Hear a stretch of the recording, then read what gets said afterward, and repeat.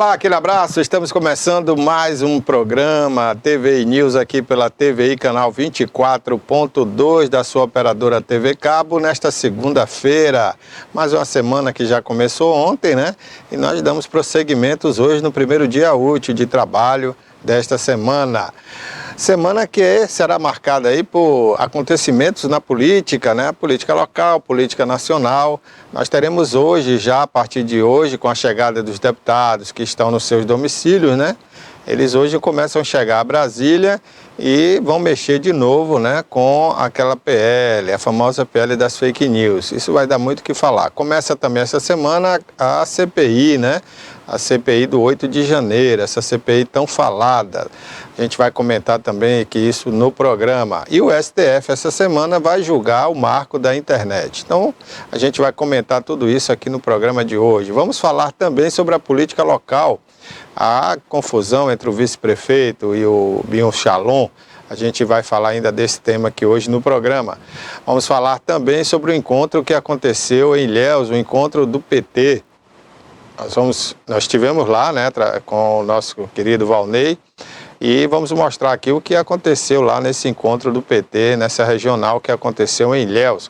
Por falar em PT, o PT de Itabuna está em briga aí com o diretório estadual, porque quer lançar uma candidatura aí. PT, diga-se de passagem, o presidente e um candidato que colocou esse presidente no partido. Não é toda a cúpula do partido que deseja isso. Então, a gente vai comentar também aqui no programa de hoje. Tudo isso e muito mais. Não é isso, Bárbara? O que é que teremos mais aqui no programa? É isso mesmo, Barbosa. Também temos mais notícias locais e temos informações. As novidades estão chegando. Vamos falar de arte também no programa? Vamos sim. Temos o artista plástico Mário Márcio, né, de Ilhéus, que vai participar com a gente aqui. E vai mostrar um pouco da arte, né, da cultura ali, do trabalho dele. Vamos falar também de esporte nesta segundona. Maria Antonieta vem com PQP no seu quadro aqui no programa, jornalista Maria Antonieta. Bom dia, Toné. Bom dia, Barbosa. Bom dia, Bárbara. Bom dia a todos. PQP mais recente aí, Barbosa, essa situação do transporte coletivo, que a única empresa que concorreu ganhou. Monopólio não é fácil. A gente vai falar disso também aqui no programa de hoje. Tudo isso e muito mais. E vamos conferir também como vai ser o tempo hoje nas principais ou algumas das principais cidades aqui do nosso eixo, né? Sul da Bahia, aqui Itabuna, Ilhéus e toda a nossa região. E também a nossa capital, Salvador. Você que está pensando em ir hoje para Salvador, em sair agora ou sair mais tarde, fique sabendo como é que será o tempo hoje com Bárbara Oliveira. Temperatura para Ilhéus máxima 29 graus, mínima 23 graus, probabilidade de chuva 24%. Para Itabuna, temperatura máxima 29 graus, mínima 21 graus, probabilidade de chuva 31%. Para Buerarema, tempo chuvoso, temperatura máxima 29 graus, mínima 21 graus, probabilidade de chuva 51%. Para Itacaré, temperatura máxima 28 graus, mínima 23 graus, probabilidade de chuva 22%.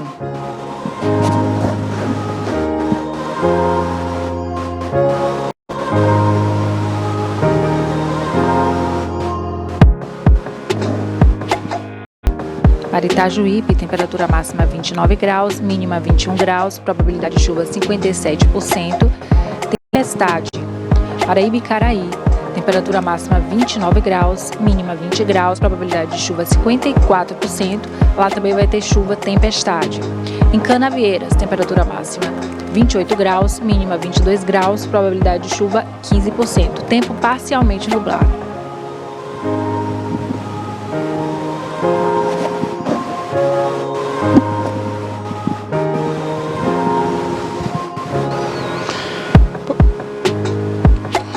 Salvador, temperatura máxima 28 graus, mínima 24 graus, probabilidade de chuva 37%.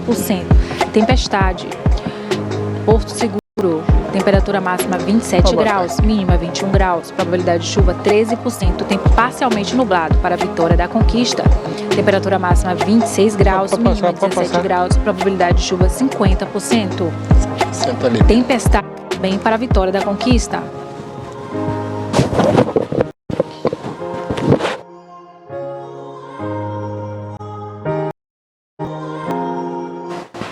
É isso aí, conferimos a previsão do tempo aí hoje com a Bárbara Oliveira. E lembrando que aqui em nossos estúdios, no Alto da Comunicação, no bairro de Fátima, os termômetros estão marcando 28 graus, né? Aqui no Alto das Comunicações o tempo começou quente, aqui em Itabuna. Olha, a polícia, né, começou hoje às 6 da manhã em Salvador uma mega operação para prender e desbaratar uma quadrilha aí perigosa de assaltos a banco. Nesse momento estão sendo cumpridas várias ordens de prisão, apreensão de documentos, computadores, né, carros. Essa operação está aí na região metropolitana de Salvador. A gente vai comentar hoje aqui também no programa a paralisação de advertência dos motoristas de aplicativos em toda a Bahia. Uma paralisação de 24 horas. Eles só voltam a trabalhar por aquele aplicativo amanhã, a partir das 7 da manhã. Enquanto isso, né, muitos usuários que dependem desse aplicativo, né, para fazer seus compromissos, realizar seus trabalhos, ficam impossibilitados de sair de casa, a não ser por outro meio, né? Aí pode voltar o táxi ou algum outro aplicativo. Mas, infelizmente, os outros aplicativos, hoje pela manhã, não estavam respondendo bem.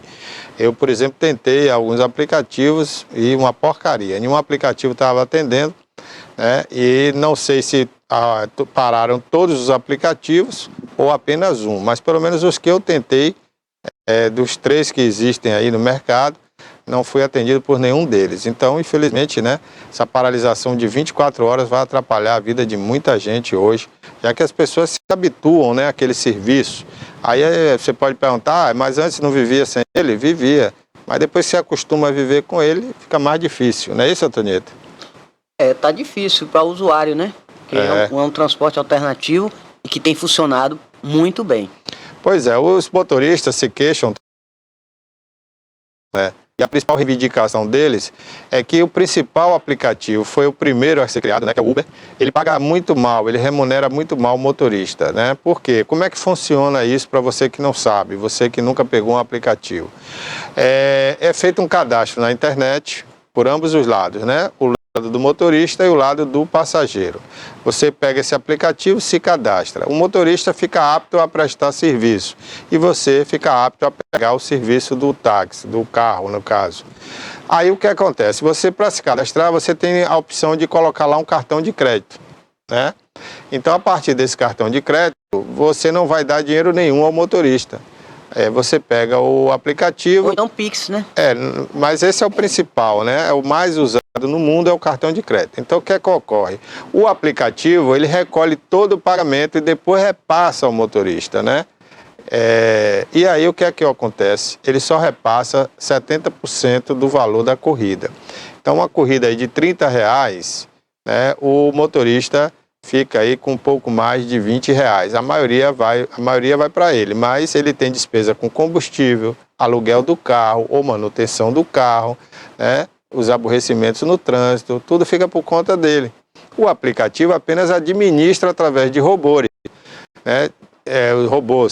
Os robôs vão e vê ali qual é o carro que está mais próximo da chamada e coloca aquele carro, né, como se fosse uma chamada para ele. E aí, se o motorista aceitar, ele vai naquele endereço e pega o passageiro. Então, segundo os motoristas, né, os carros têm muita despesa, enquanto o aplicativo a despesa é mínima. E as corridas são milhares e milhões de corridas, não só no Brasil, mas no mundo inteiro. Então, se o aplicativo cobrasse, né, R$2 por cada corrida, independente de qual fosse o valor, né, ele teria milhões e bilhões de arrecadação por mês, né? Então é muito dinheiro para um sistema. É um bom negócio, é um negócio lucrativo. É um ótimo negócio porque não tem despesa nenhuma com o carro, nem com os motoristas, né?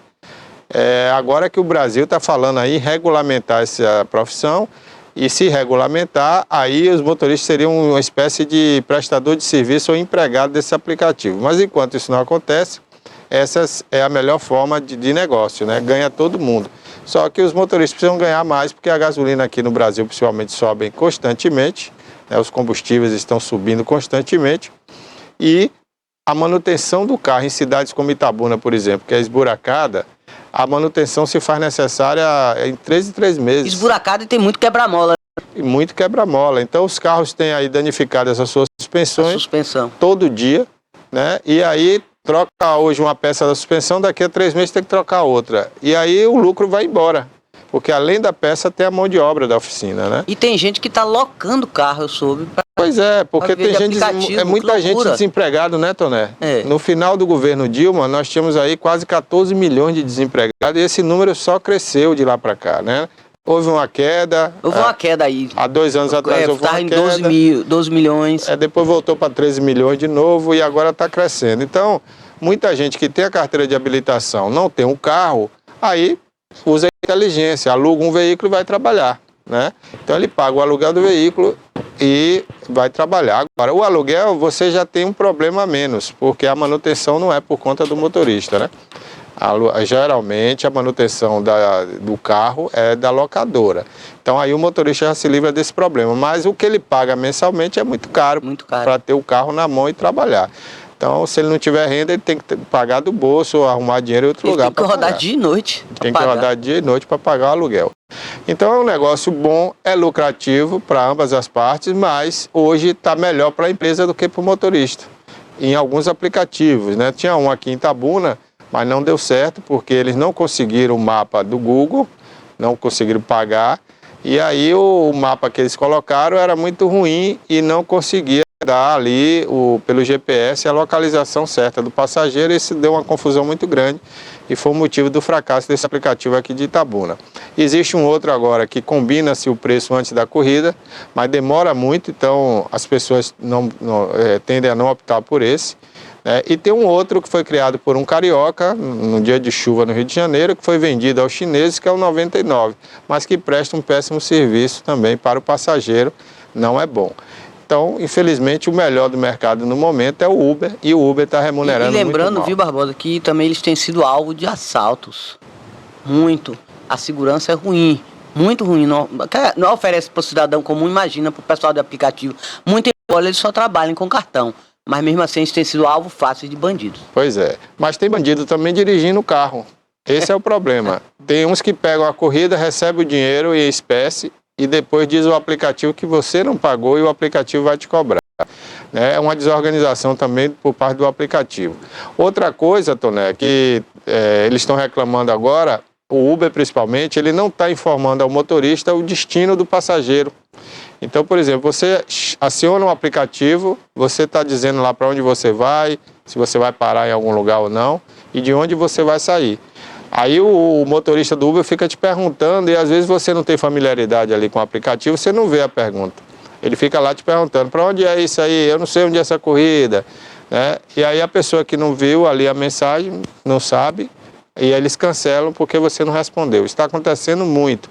É outro erro do aplicativo. Como é que o motorista vai no escuro pegar um passageiro sem saber onde é, para onde vai, né? Perigoso. Então, hoje, com tanta violência, realmente isso tem que ser observado. É uma outra reivindicação da categoria aí e a gente espera que chegue a um consenso. Eu perguntei a alguns motoristas, né, se eles esperam um retorno, porque a empresa é muito grande, é uma empresa internacional, né? E uma parada num estado só, não sei se é no Brasil todo, hoje pelo menos é na Bahia. Houve uma paralisação em São Paulo recentemente. Aí eles disseram isso, que quando houve a paralisação em São Paulo, que o aplicativo parou para negociar com os motoristas. Então eles esperam que aqui na Bahia seja da mesma forma. Então vamos aguardar essas 24 horas e ver se eles obtiveram algum resultado nessa paralisação. Enquanto isso, né, a gasolina em Itabuna continua subindo e descendo e o motorista não entende o que é. Tem uma diferença muito gritante. Eu não entendo. Do Jaçanã, 5,21, aqui no bairro de Fátima, 5,01. Como todos sabem em Itabuna, Toné, um dono de posto, que inclusive é nosso amigo, o Peixoto... E ele faz parte da associação dos postos de combustível, né? Ele domina o mercado. Ele domina o mercado. A maioria dos postos são dele, esses postos são deles, né, do Peixoto. E os que não está diretamente com ele, está alugado, arrendado, mas ele que controla os preços aí desses postos. E recentemente, um posto chegou na cidade, ali próximo a um atacadão, é um supermercado, né? Inclusive esse posto é do supermercado, que estava fechado há algum tempo e reabriu. E lá se pratica o combustível mais barato. Eles não querem fazer parte de um acordo com a associação, nem com o sindicato, nem com o dono de posto. E aí eles colocam sempre um preço mais abaixo da tabela que se pratica em Itabuna. Então, semana passada lá, a gasolina comum estava R$ 4,96. E aí, o Peixoto, que é dono da maioria dos postos, ele colocou o dele a R$ 5,01, né? Então, aí de vez em quando, ele, para fazer a média com o sindicato, ele sobe para 5,20, 5,22, que é a média do preço hoje do sindicato, dessa associação, né? Para não dizer um cartel tá que assim, fica entre chato 5,20, falar 5,22, 5,24. Mas ele tá 5, mais Hoje centavo. baixou de novo, né? Eu passei Baixou. no posto, estava R$ 5,01 a gasolina comum, né? E a gasolina aditivada 5,9. Já tem um outro posto dele mesmo, bem pertinho, que é de uma outra bandeira, que aí ele está mais barato. Ele está praticando o mesmo preço para aditivado e para comum. Que esse já fica mais perto do supermercado, que é o concorrente. Então, nada melhor do que a concorrência sem cartel, né? Tem que ter a concorrência como tinha que ter da empresa de ônibus de transporte urbano, né? Exatamente, né? Mas é isso, faz parte do jogo, né? É um negócio altamente lucrativo a gasolina, né? E também... O carro elétrico vem aí. Mas nunca vai acabar o carro de combustão, não. E os carros elétricos, Toné, assim, no início, né, estão dando muito problema. E vai haver um outro problema aí futuramente, que é o descarte. Porque está no início, Barbosa. Tudo no início, né, tem problema. Mas vai haver outro problema, Toné. Foi como foi com plástico há 30 anos atrás. E eu era adolescente e falei isso, acho que 40 anos atrás, né, na década de 80, eu falava, para onde vai tanto plástico daqui a uns anos? Olha o que está dando hoje. Né? Eu me lembro que eu fiz uma redação na escola sobre isso e ninguém deu importância. Estão nos oceanos. Pois é, hoje nós estamos comendo peixe envenenado com plástico, com tanta porcaria, né? Que as pessoas jogam nos riachos, não vou nem dizer esgoto, né? Porque hoje eles consideram isso como riachos a céu aberto aí, né? Toda cidade tem aqueles riachos, córregos, e as pessoas jogam ali garrafas, pneus, tudo vai parar no mar. E o oceano já pegou tanta coisa, tanta porcaria, que hoje está começando a devolver. Semana passada, no Rio de Janeiro, o pessoal jogou a rede lá e só veio porcaria, só veio plástico. E peixe nada. Nada de peixe. E isso vai ser o final do mundo desse jeito. Aí né? assim, antigamente dizia assim, caiu na rede, é peixe. Agora caiu na rede, é plástico. Bom, mas nós aqui no estúdio, né, com o Bill Shalom, radialista, né, ele que é militante político também há algum tempo, fez parte do PSL com a candidata Daiane, né, que foi deputada naquela época no embalo aí do Bolsonaro, né, do bolsonarismo, fez um movimento muito grande aqui em Itabuna, o Bill Shalom, ele já foi candidato a vereador também, né, mas é um dono de uma grande voz, de uma voz potente, inclusive eu tenho que diminuir o grave do rádio para não estourar o alto-falante às vezes. Brincadeira, viu? Mas o Bill é um grande radialista e ultimamente eu tenho ouvido ele aí na Rádio Interativa FM, né? Com o programa Circuito, não, é o Frequência. É o programa Frequência Política, programa muito bom, por sinal. Sempre que eu posso eu ouço, né? Dia de sábado. E o Bill com esse vozeirão maravilhoso. Bill, bom dia, obrigado por você ter vindo aqui, né? E eu queria que você falasse logo aí, inicialmente sobre essa polêmica aí com o vice-prefeito Guinho, que esteve aqui na última semana e comentou a seu respeito por uma briga que vocês tiveram lá, saíram às vias de fato. E a gente queria ouvir o seu lado também, né, como envolvido na história. Primeiramente, bom dia, Barbosa, bom dia a todos que acompanham esse canal de grande audiência, satisfação de estar aqui com vocês no dia de hoje e poder falar um pouco, né, do que ocorreu de fato, né. Todos sabem, né, você conhece a minha história de vida, a minha história de trabalho, né, desde os 12 anos de idade, sempre trabalhando, sempre honrando a minha família. E jamais, na minha história de vida, eu iria permitir que uma pessoa que tem interesses políticos, porque quer ser prefeito de qualquer jeito, chegue e se posicione de uma forma mentirosa. E qual foi a forma mentirosa?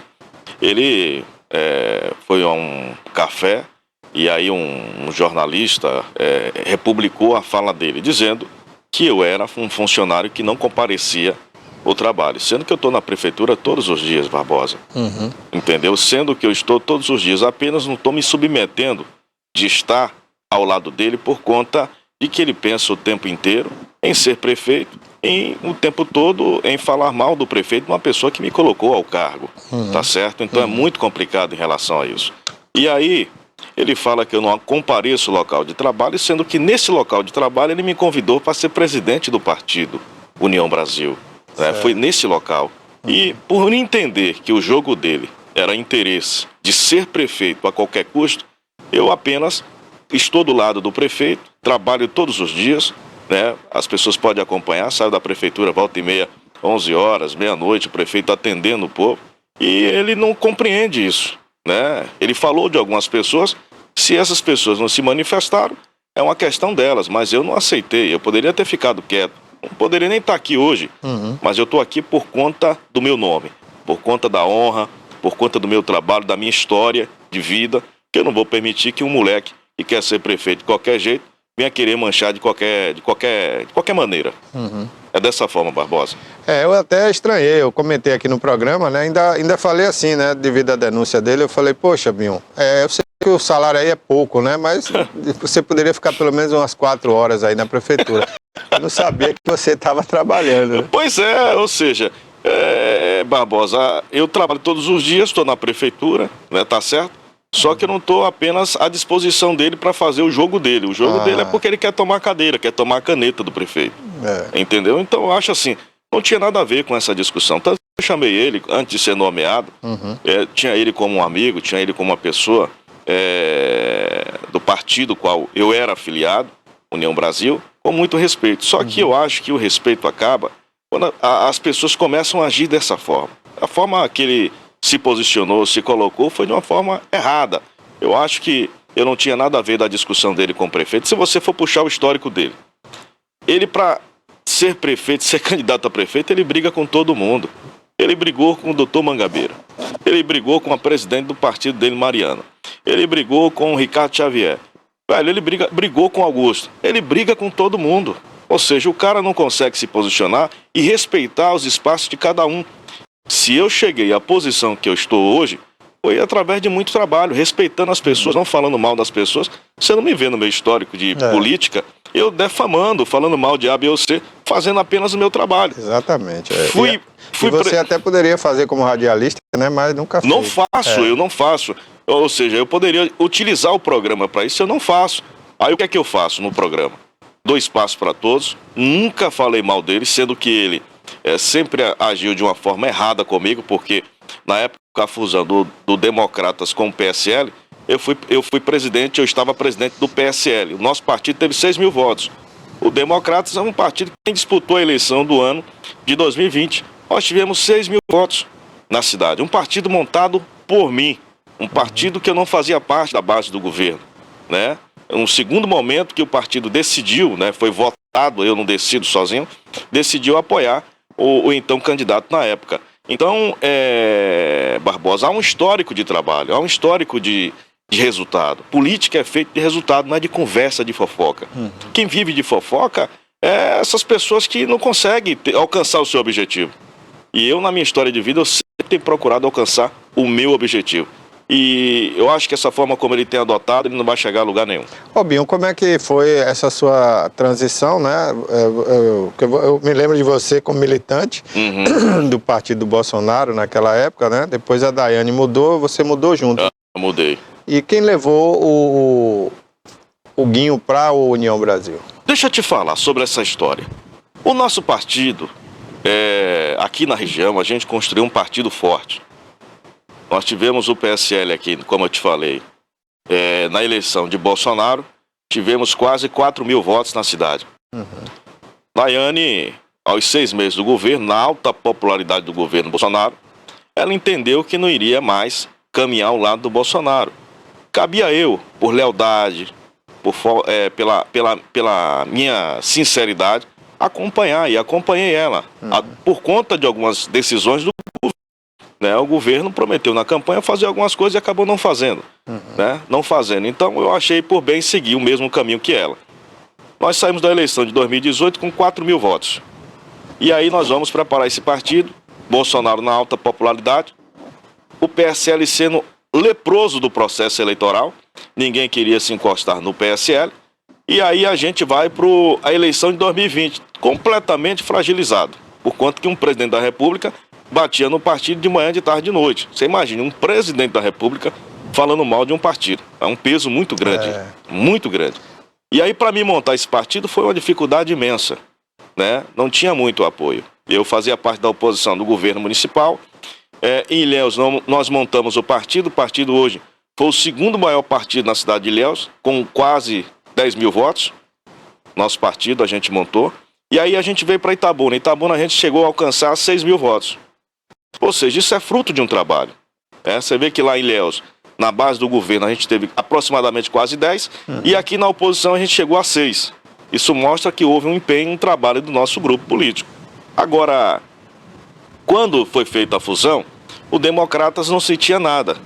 Não sentia nada em Itabuna. Ilhéus tinha 2 vereadores, nós fizemos 2 na cidade de Ilhéus, nós fizemos 1 em Itabuna.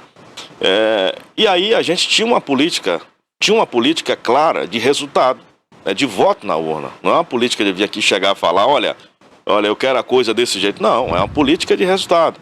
Então o partido saiu fortalecido, tanto Itabuna como Ilhéus, teve a fusão. Neto me chamou para uma conversa em Salvador, tive com ele, ainda na eleição. Ele me falou, Binho, eu preciso que você dê espaço aos candidatos a deputado federal. Assim o ACM Neto falou. Eu preciso que você dê espaço para que eles possam desempenhar um papel dele. Em dezembro eu vou reformular os diretórios, dezembro de 2022. Só que eu falei, tudo bem, sem dificuldade nenhuma. Só que quando se terminou a eleição, Neto foi cuidar da vida dele e eu também fui cuidar da minha vida, tá certo? Não fui ficar esperando a ACM Neto bater na minha porta ou ligar para mim, procurar saber o que é que eu iria fazer, eu deixava de fazer. Eu fui cuidar da minha, assim como ele foi cuidar da dele. E nós decidimos, a gente já tinha um alinhamento político com o nosso prefeito Augusto Castro, mantivemos o apoio a ele e firmamos essa aliança com ele. Em Ilhéus, a gente caminhou ao lado do prefeito Mário e Guinho não entendeu essas coisas, tá certo? Ele não entendeu essas coisas, ele achava que eu deveria seguir com ele, ele achava que me fez o convite dentro do gabinete que eu tinha que coordenar, assumir a presidência do partido, e quando eu falei para ele que no meu histórico político, não sei se no dele tem, não tem traição, tá certo? Eu jamais na minha história de vida vou trair uma pessoa que está sendo leal a mim. Então isso passa bem longe. Então o vice-prefeito, ele falhou, não respeitou os espaços das pessoas, quando ele deveria se preocupar em relação às suas prestações de contas. Eu acho que o vice-prefeito, que tive conhecimento semana passada, mandei averiguar, ele deveria se preocupar com a prestação de conta dele. Ele recebeu R$1 milhão. Ele gastou 700 mil com material gráfico, sendo que ele teve uma despesa pessoal de 1.190. Foram quase 10 milhões de santinho. 10 milhões de santinho. O número de pessoas, quem foi que distribuiu esse material? Quantas pessoas foram que distribuíram esse material? Eu acho que ele deveria se preocupar em relação a isso. Foram 700 mil, dinheiro da senhora, dona de casa. Senhor, meu amigo trabalhador, é seu dinheiro. Então eu acho que ele deveria se preocupar com isso. Não com essas questões pequenas, porque eu não estou me sujeitando ao processo político dele, porque ele brigou com o prefeito, eu tenho que participar do mesmo processo. Então é mais ou menos dessa forma que eu vejo, que eu acho que está faltando da parte dele um pouco de paciência. Ele é novo, tem tudo pela frente, mas dessa forma aí, o futuro dele vai ser bem curto. Então, né? Vamos falar de assombração. Vamos lá. Porque a prefeitura já é um lugar mal assombrado, porque não vai mais ninguém lá, tá tudo centralizado, não tem mais ninguém lá. E tem essa lista desse pessoal que tá na folha e que não pisa os pés lá. Como é que você vê isso? Como é que a comunidade, a opinião pública recebe um negócio desse? Pessoas com salário de 4, 5 mil, 7 mil reais e não frequentam o trabalho. Como é que você vê isso, Binho? Olha, tá certo, isso é correto? Olha, para mim, a senhora falando sobre assombração...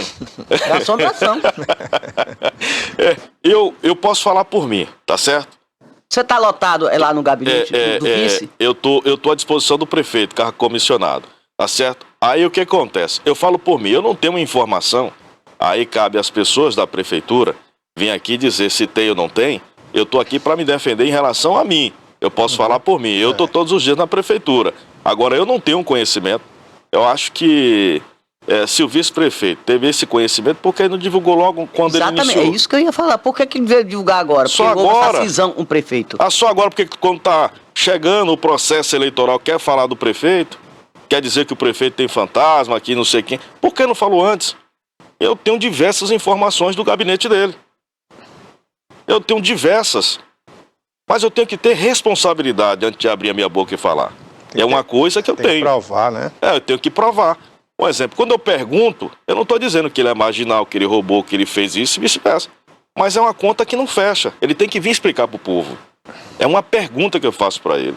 Agora, em relação a mim, eu estou todos os dias. Inclusive, precisa saber quem são esses fantasmas. Né? E é estranho, porque ele não falou isso antes, né? Só falou agora. Só falou depois da briga com o prefeito. Depois que brigou. Depois do rompimento com o prefeito, ele veio falar. Inclusive, eu estranhei também, porque ele disse que foi ao Ministério Público, a Justiça não acatou a defesa dele, pelo contrário, né? Deu uma sentença, né? Se você for acompanhar, meu amigo que está acompanhando agora o programa de TV, Barbosa, peço licença a você, eu peço que ele vá lá, dê um pulinho e procure saber um grupo de uma família que o Ministério Público se manifestou para que o prefeito exonerasse. Tinha um grupo de uma família, e esse grupo dessa família, que ele instalou no seu gabinete, tinha pai, mãe. O negócio era grande demais. Ele que colocou? Ele colocou. Uma família inteira. Uma família inteira, não nada contra. Eu acho que tem que colocar sim, dar oportunidade se tem capacidade. Mas é muito estranho. A família que trabalha unido permanece unida. Talvez possa ser isso, né? Pode ser isso, tá massa. Talvez. Trabalha entre aspas, né? Aí, ou seja, tinha filha, tinha pai, tinha esposa. A mesma família? A mesma família. Então, ou seja, eu achava assim um negócio meio estranho, entendeu? Aí você contrata, aí fica uma pergunta, aí você contrata uma gráfica dessa mesma família. A gráfica? A gráfica. Essa que rodou 10 milhões de... 10 milhões de santinhos? Não, a gráfica que rodou em torno de 482 mil reais. Dessa família. Entendeu? Ou seja, essa gráfica... Faz parte de quem essa família dele? Eu não sei, rapaz, porque é um laço tão grande, né? Tava no gabinete dele, aí ele foi lá, contratou a empresa. E a gráfica pertence a família também. E aí eu achei um negócio meio... É por isso que eu tô perguntando, para não tô lhe acusando de nada, tá? Porque depois ele vai dizer que eu tô acusando ele, só tô perguntando. Mas 10 milhões de santinhos é muito santinho. Pois é, rapaz, e apenas 1.190 com gasto pessoal e quase 6 mil reais com gasto de militância. Ou seja, quase chegando a 7 mil reais. Ou seja, para distribuir quase 10 milhões de santinhos. 400 e tantos mil com a gráfica. Com essa gráfica dessa família. São duas instaladas no mesmo lugar. Só muda uma palavra. Entendeu? Ou seja, só muda uma palavra. Então é uma coisa muito estranha quando eu tive conhecimento em relação a isso. Então o vice-prefeito precisa se desdobrar para explicar isso à população. Porque ele pegou o dinheiro do povo. E o povo merece respeito. Tá certo? No caso, o dinheiro do fundo eleitoral, né? Fundo partidário. É do povo, né? É do povo. Porque é o seu imposto. É o imposto que a gente paga, né? Que vai para o fundo eleitoral. É o fundo. Que já é mal utilizado esse fundo, né? Diga-se de passagem, os partidos, na grande maioria, concentra tudo nas capitais e nos donos do partido, né? E manda as migalhas para o interior, né? Infelizmente, isso sempre aconteceu. Mas ele recebeu R$1 milhão de reais. Eu soube que ele recebeu 1 milhão. Né? Ele recebeu 1 milhão de reais. E devolveu? Quando eu não não sei, gasta tem tudo, conversa devolve? que ele devolveu, mas a gente tá... Eu tô com os meninos já acompanhando todo esse processo. Entendeu? Porque quando você não utiliza todo o fundo, você tem a obrigação de devolver, né? É isso que o Bion está falando, tem que prestar conta, né? Tem que prestar conta. E tem que ver se essa conta bate direitinho, porque se não bater, ele pode ficar inelegível. Imagine, Antonieta e Barbosa, você contrata aproximadamente 8 milhões de santinho. Tô falando de 8 milhões de santinho. É muito santinho. Uma cidade que você tem 100 mil eleitores. Pô, Bill, é muito santinho. Pouco mais de 100 mil eleitores. Imagine. Aí, vamos aqui fazer uma conta rapidinho. São 45 dias de campanha. São 45 dias de campanha. Para distribuir esse santinho. Para distribuir esse santinho. E você tem um gasto pessoal. Hoje, Barbosa é empresário aqui, proprietário da TV. No mínimo, para ele contratar uma pessoa, tem que ser, durante 30 dias, um salário. Para prestar qualquer serviço. Isso é no mínimo, né? No mínimo. Imagine uma pessoa, estou falando de uma pessoa. Agora, para você distribuir essa quantidade de papel, você tem que ter pelo menos o quê? Umas 100 pessoas. Umas 100 pessoas para distribuir. Vamos colocar no mínimo umas 50 pessoas.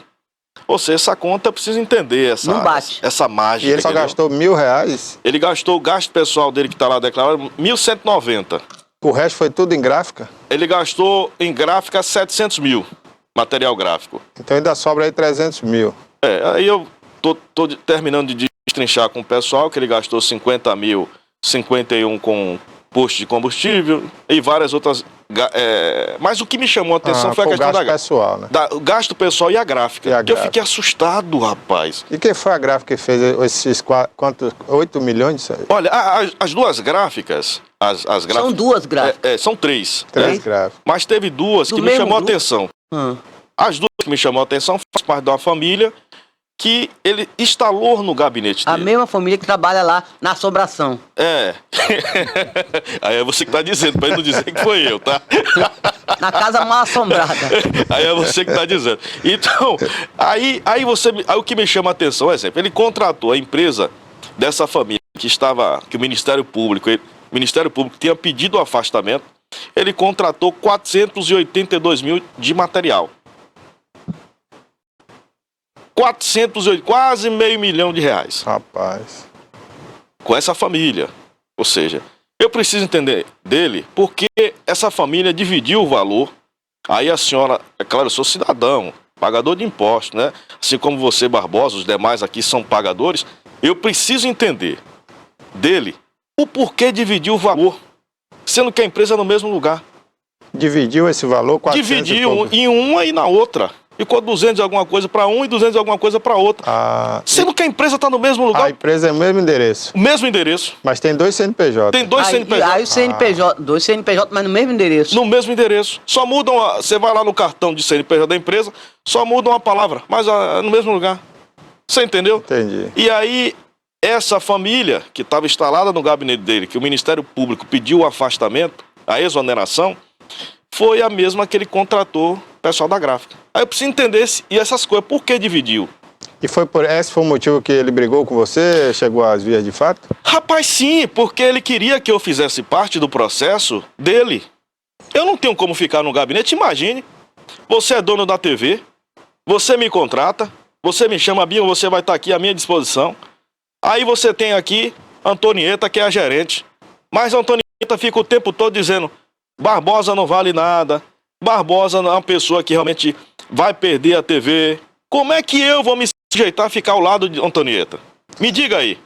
Você tem que ser fiel, né? Eu não tenho condição de me submeter. Né? O local onde você está. Eu não tenho condição de me submeter a um processo desse. Aí é muita ele falsidade. Rompeu, queria que todo mundo fosse com ele. É isso, aí ele rompe com as pessoas e acha que todo mundo tem que romper. Não é assim. Eu não mas sabia. Ele tem que respeitar os interesses dele, políticos. Mas tem que respeitar os meus também. Também, exatamente. É isso, sim, mas é isso que ele quer, Binho. Que respeite os interesses dele. Eu não entendi a briga com a Mariana, porque inclusive quando ele rompeu com a prefeitura, né? Ele veio aqui até com a Mariana dar entrevista. Naquela época ele estava no partido dela, né? Então, ele brigou com Mariana, porque os interesses dele tem que estar em primeiro lugar. O seu não tá nem aí pra você, pô. Entendeu? Os interesses dele, porque ele quer ser prefeito de qualquer jeito. Ele quer ser candidato. Não, mas ele quer ser prefeito, ele quer pegar a caneta.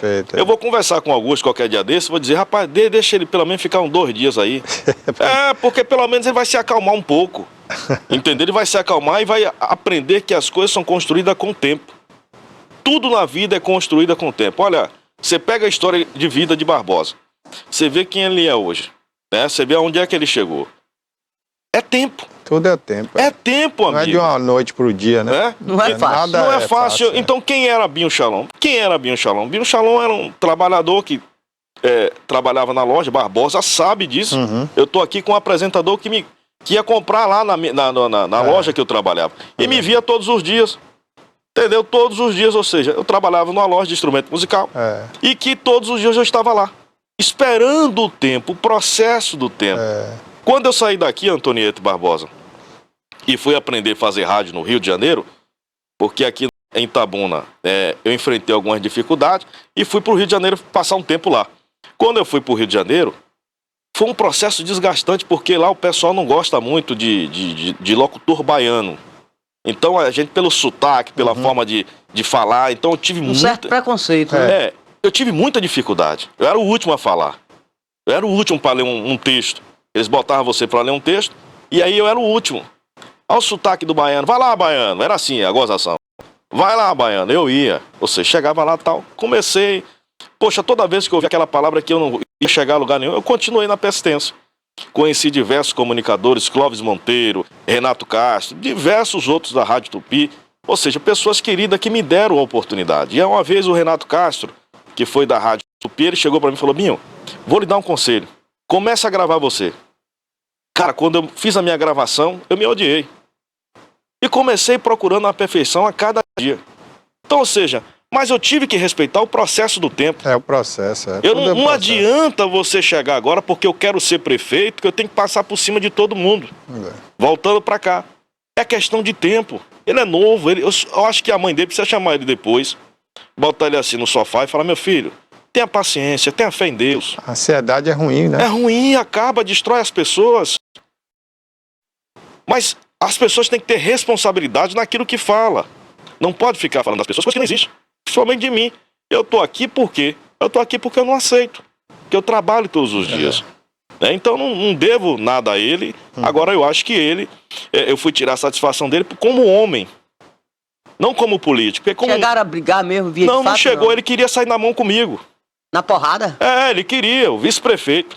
O vice-prefeito coisa queria feia, né? Mas ele queria, ou seja, queria sair na mão. Então eu falo assim, poxa, eu chamei ele de irresponsável, porque a atitude dele foi errada, tá certo? Mas não foi eu que falei. Mas peraí, amigo, você tinha que se pronunciar e dizer. E por que você não se pronunciou? Por que você não se posicionou? Você deixou que as coisas corressem solto? Porque estava lhe favorecendo? Pode lhe favorecer por um momento, mas a verdade sempre vem. E a verdade está aqui. Eu vou brigar até o último instante. Não sou candidato a nada, não tenho interesse político nenhum. Agora ele, que quer ser candidato a prefeito, de qualquer jeito, quer ser prefeito, vou combinar, tá? Se você estiver me assistindo, combinar com o Augusto para ver se ele fica pelo menos 2 dias fora de Itabuna e você vira prefeito.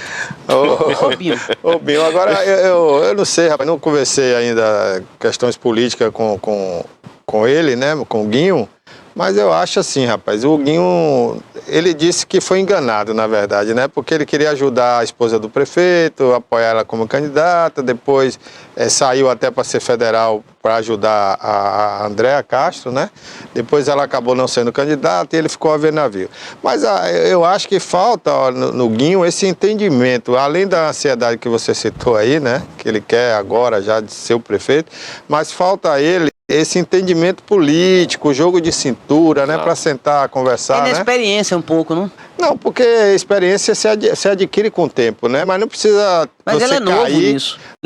Você não precisa bater o pé numa pedra e cair para aprender a andar, né? Você pode andar sem tropeçar, conversar, ouvir alguém que tenha mais experiência, né, Binho? Eu lamento, porque eu acho que Guinho tinha um futuro grande pela frente, né? A gente viu a participação dele como vice-prefeito na campanha, ajudou bastante na campanha eleitoral. E eu esperava que o Guinho tivesse esse amadurecimento. Eu, por exemplo, no lugar dele, quando eu vi ali o prefeito com o governador para lançar a reforma da Vila Olímpica, ele era o secretário de esporte, ele podia ter recuado na ideia do candidato ali, né? Falar assim, eu vou tirar proveito disso aqui, né? Vai ter uma praça esportiva melhor, eu fico aí mais 2 anos trabalhando e tal. Eu acho que ali faltou esse jogo de cintura, né? Ali foi o momento da ruptura, no momento que Itabuna ia ganhar umas praças esportivas, que a Secretaria de Esporte teria uma visibilidade maior. E ali eu já achei, né, que ele poderia ter repensado a candidatura dele, né? E eu acho assim, Barbosa, quando você fala em repensado, aí passou um monte de coisa na minha cabeça aqui, que o povo que acabou pagando essa conta dele. O povo. O povo, Não tem nada a ver com esse processo. É verdade. A senhora não tem nada a ver. Você, meu amigo que está acompanhando agora, não tem nada a ver. O cara saiu candidato, sabia que não tinha condição nenhuma de ganhar a eleição, recebeu R$1 milhão, e aí a senhora e eu, todos nós aqui, pagamos essa conta para ele sair candidato. Por quê? Por vontade própria. Quantos votos teve, deputado? Teve quase, parece que 12, 13, um negócio desse, tá certo? Mas para ganhar hoje uma eleição, você sabe, tem que ter no mínimo 100 mil votos. Ninguém entra. Federal, para deputado federal, ninguém entra pensando em ter 12 mil votos. Tem que ter dinheiro no bolso, e né? Tem que ter recurso. Eu falo assim, ninguém entra num processo desse, Antonieta, pensando em ter 12 mil votos. Aí o povo, mais uma vez, foi usado como praça enganação. o povo mais uma vez foi usado para atingir o coeficiente do partido. Então, ou seja, você, cidadão do bem aí, foi enganado, porque ele sabia que ele não tinha condição de ser eleito. Né? É conjuntura política. Gastou quanto mesmo? Ele gastou aí, ele recebeu R$1 milhão. Para ter 12 mil. 12 mil votos. Foi... 12 alguma coisa, acho que chegou a umas 13 alguma coisa, eu não sei o número exato, preciso, para ele não me processar, dizer que eu menti os números, tá? Mas ele teve essa faixa aí. Então, mas o povo pagou a conta. É R$1 milhão que ele recebeu. Para quê? Qual o objetivo disso? Para ele se capitalizar, se fortalecer politicamente e aí chegar depois... Para ser candidato a prefeito. E para ser candidato a prefeito, sendo que o povo elegeu ele para ser vice. E as últimas pesquisas aí, ele aparece bem na pesquisa? Aparece muito mal. É? Muito mal. Isso aí é fruto do trabalho dele. Né? As últimas pesquisas apareceu ele muito mal por conta do resultado desse trabalho que ele faz. Porque esse trabalho de ficar falando mal das pessoas, de ficar dizendo que ninguém presta, que só ele que é o bom, né? A presidente do partido dele, Mariana, até um tempo atrás ele brigava o tempo todo, porque ele tinha os interesses dele. Brigou, saiu do PPS. Né? Ele saiu do PDT também, né? Do médico, doutor Mangabeira. Aí brigou com o Ricardo Xavier, brigou com o prefeito Augusto Castro, ou seja, o cara briga com todo mundo. E agora ele quer sair candidato pela União Brasil. Só que eu já ouvi uma conversa que o União Brasil quer unir aí todo mundo em prol de uma candidatura só. Então, né? Se tratando do União Brasil, eu acho que ele... Você hoje é o presidente do União Brasil? Não, não sou presidente do partido. Quem é que... O presidente do partido é ele. É ele, é? Ele me convidou para ser presidente, para atrair o prefeito. Eu não quis. Sim, você não quis. Eu não a quis. jogada dele era essa. Então como eu não aceitei, aí agora... E o mais engraçado, viu, Tonieta, que ele fala que eu sou funcionário fantasma, e ele me fez o convite dentro do gabinete. Ou seja, ele fala que eu sou... Que você não vai lá, né? Que eu não vou lá, e ele me fez o convite aonde? Foi na rua? Então não foi na rua. Então por isso que pessoalmente eu fui tratar com ele, porque é o local onde eu estou trabalhando. Mas foi ele que ele colocou lá, Bill? Aonde? Não foi. Não foi ele que me colocou. Bill é contratado pelo prefeito, Eu né? fui contratado pelo prefeito para prestar o serviço para o prefeito. Antes do rompimento com... Não, pós o rompimento. Pós o rompimento. Pós o rompimento. Já tinha uma briga com o prefeito. Eu não tenho nada a ver com essa celeuma aí. Ele tem que resolver pessoalmente com o prefeito. Aí o prefeito chamou e colocou você lá no gabinete dele? Colocou lá e me colocou à disposição dele. Ó, Bill, você fica aqui e eu fiz o meu trabalho, a minha parte. E eu estava indo ainda, eu tive respeito por ele. Ele até me agradeceu, ele até me agradeceu, falou, poxa, obrigado, você me ligou antes para dizer que iria ser lotado lá no meu gabinete. Tal. Eu falei, pois tô ligando por questão de respeito para você e tal, e lhe informando para que eu sou uma pessoa que respeito a todos. Então, se eu estou te ligando, independente de você não ter o poder da caneta, eu estou tendo um pouco de sensibilidade ligando para você para te informar. Uma questão de consideração também. Consideração. Isso. Você sabia que antes eu tinha conversado, ele foi o primeiro candidato que eu ia trazer quando eu era presidente do PSL. Para você ver que eu não tinha nada contra ele. Para ele ser candidato a prefeito em 2020. Então não tinha nada, ou seja, a gente tinha uma relação tranquila, só que ele não considera ninguém. Só daí você tira ele, poxa, a gente foi até almoçar depois, depois voltei pro gabinete, ele me fez a proposta, olha, você vem, inclusive falou com um amigo que estava comigo, você vem para cá que eu vou lhe dar a presidência do partido e eu vou ser candidato a prefeito e você conduz o processo. Falei, não tenho como. No meu histórico não tem traição. Então, eu acho que o vice-prefeito precisa se encontrar. Ele precisa se encontrar, voltar de novo, analisar onde é que errou e corrigir esse defeito, Barbosa. É verdade, Bill. Bom, quem mais alguma pergunta aí, Toné? Não, tá de bom tamanho. É isso aí. Eu só acho que a opinião pública, a comunidade de Itabuna, também brigaram, tá certo. Mas o mais importante é saber por que dessa briga e quem são essas pessoas fantasmas que estão lá, trabalhando lá e lotados justamente no gabinete dele. E que só agora que ele resolveu falar e denunciar. Isso ficou feio. Eu devia ter falado antes. Tirou um pouco do direito dele, né? Não, eu falo assim, se ele, já que ele disse que é o caça-fantasma, ele já deveria ele deveria fazer isso antes. Por que só fez agora? Por que só vem fazendo isso agora? porque tudo dele, eu vou denunciar, que eu vou não sei. Ele engrossa a voz, né? Ele pensa que eu tenho medo da voz dele grossa. Aí ele engrossa. Por isso você já ganhou, viu? Aí ele engrossa a voz, incorpora, e aí ele começa a puxar os braços. Eu falo, rapaz, eu não tenho medo disso, cara. O cara que foi criado na rua São Mateus, no bairro da Califórnia, não vai ter medo dessas coisas, independente. Não é assombração, não, aí é real. Já sobreviveu, né? Tudo, né, Bill? Já passei real, a tudo, né, ou seja, eu já passei de tudo, ou seja, o cara que veio da rua São Mateus, bairro Califórnia, o cara cristão, evangélico, já passou por tudo, esse negócio de levantar braço, engrossar a voz, não vai colar não, amigo, entendeu? Então, eu acho que eu dou um conselho para ele nessa manhã, Barbosa, que ele pense, que ele faça uma reflexão, que a política não pode estar acima de tudo, tá certo? Eu acho que tem que estar acima de tudo é Deus. E é Ele que vai guiar, é Ele que vai preparar o seu caminho, é Ele que vai trilhar. No mais, as coisas que ocorrerem aí, deixa na mão de Deus. Então eu acho que você tem que ter um pouco de sensibilidade, um pouco de respeito à história de vida das pessoas, que não pode ser arranhada por qualquer coisa. Você pode ter suas brigas pessoais, lá com A, B ou C, mas você não pode ficar achando que todo mundo está no mesmo balaio de gato. Então, o povo merece respeito. Obrigado, Barbosa.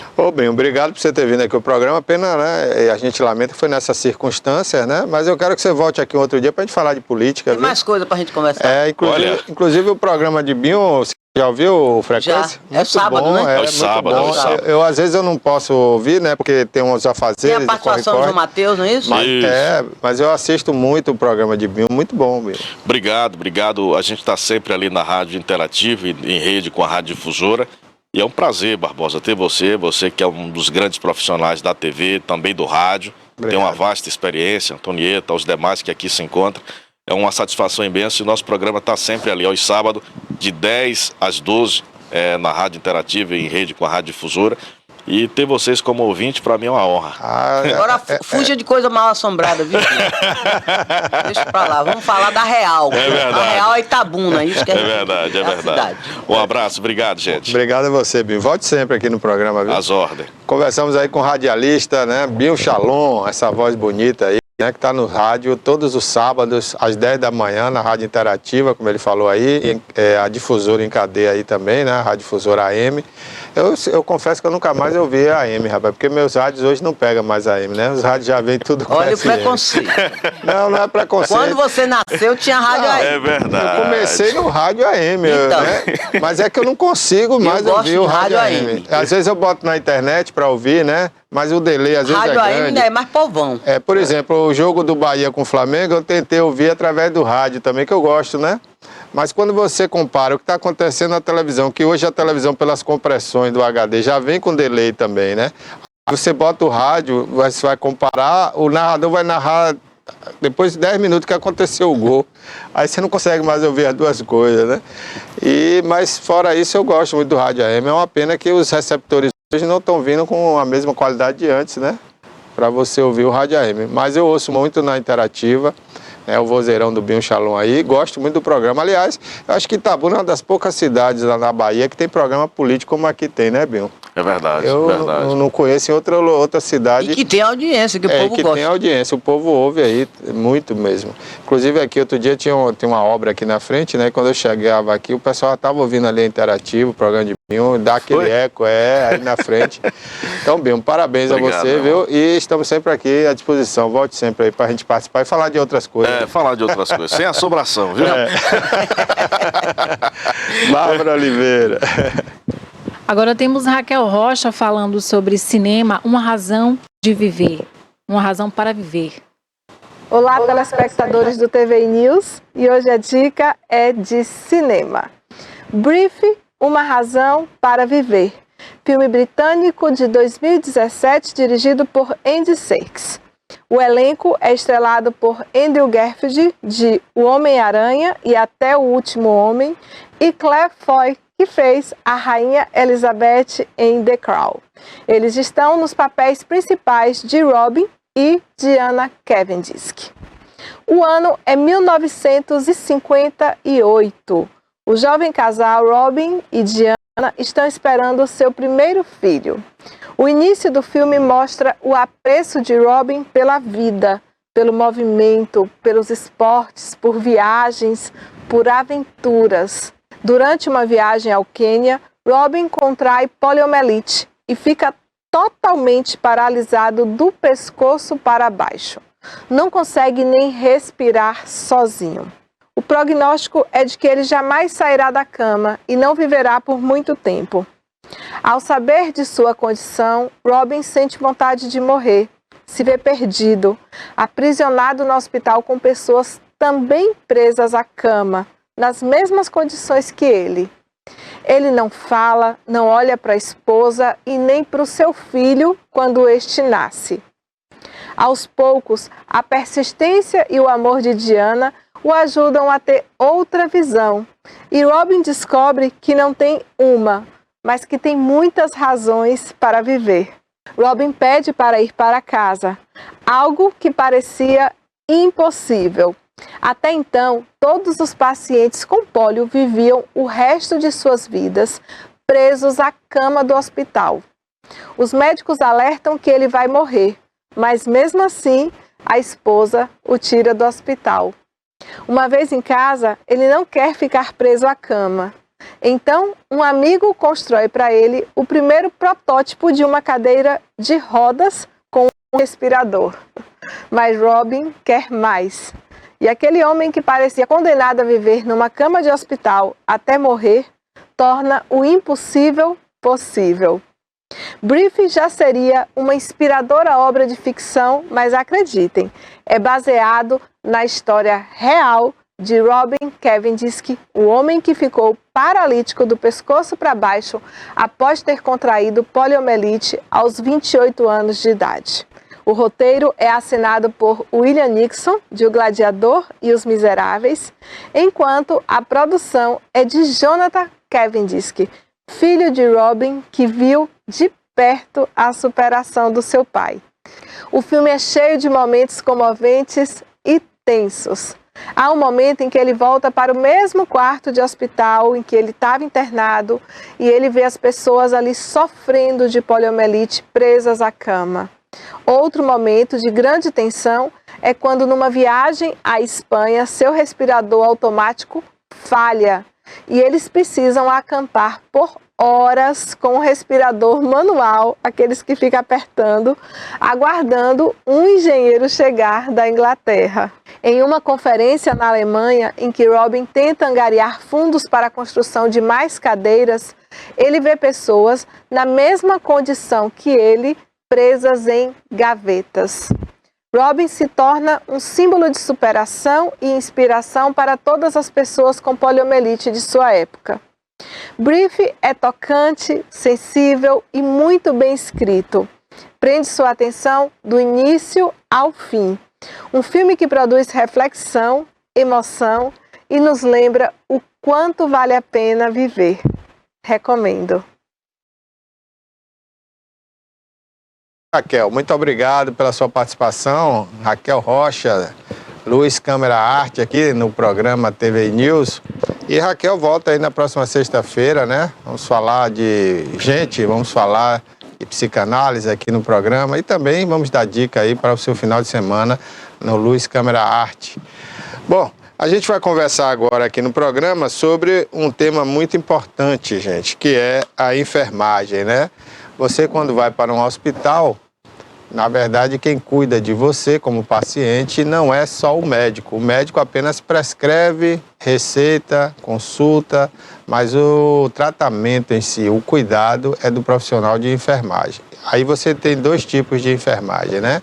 O enfermeiro profissional, formado, né, graduado, pós-graduado, e você tem o enfermeiro prático, a enfermeira prática, a enfermeira técnica, é aquela que faz um curso técnico que vai ficar mais junto de você ali no dia a dia, cuidando realmente do paciente, né?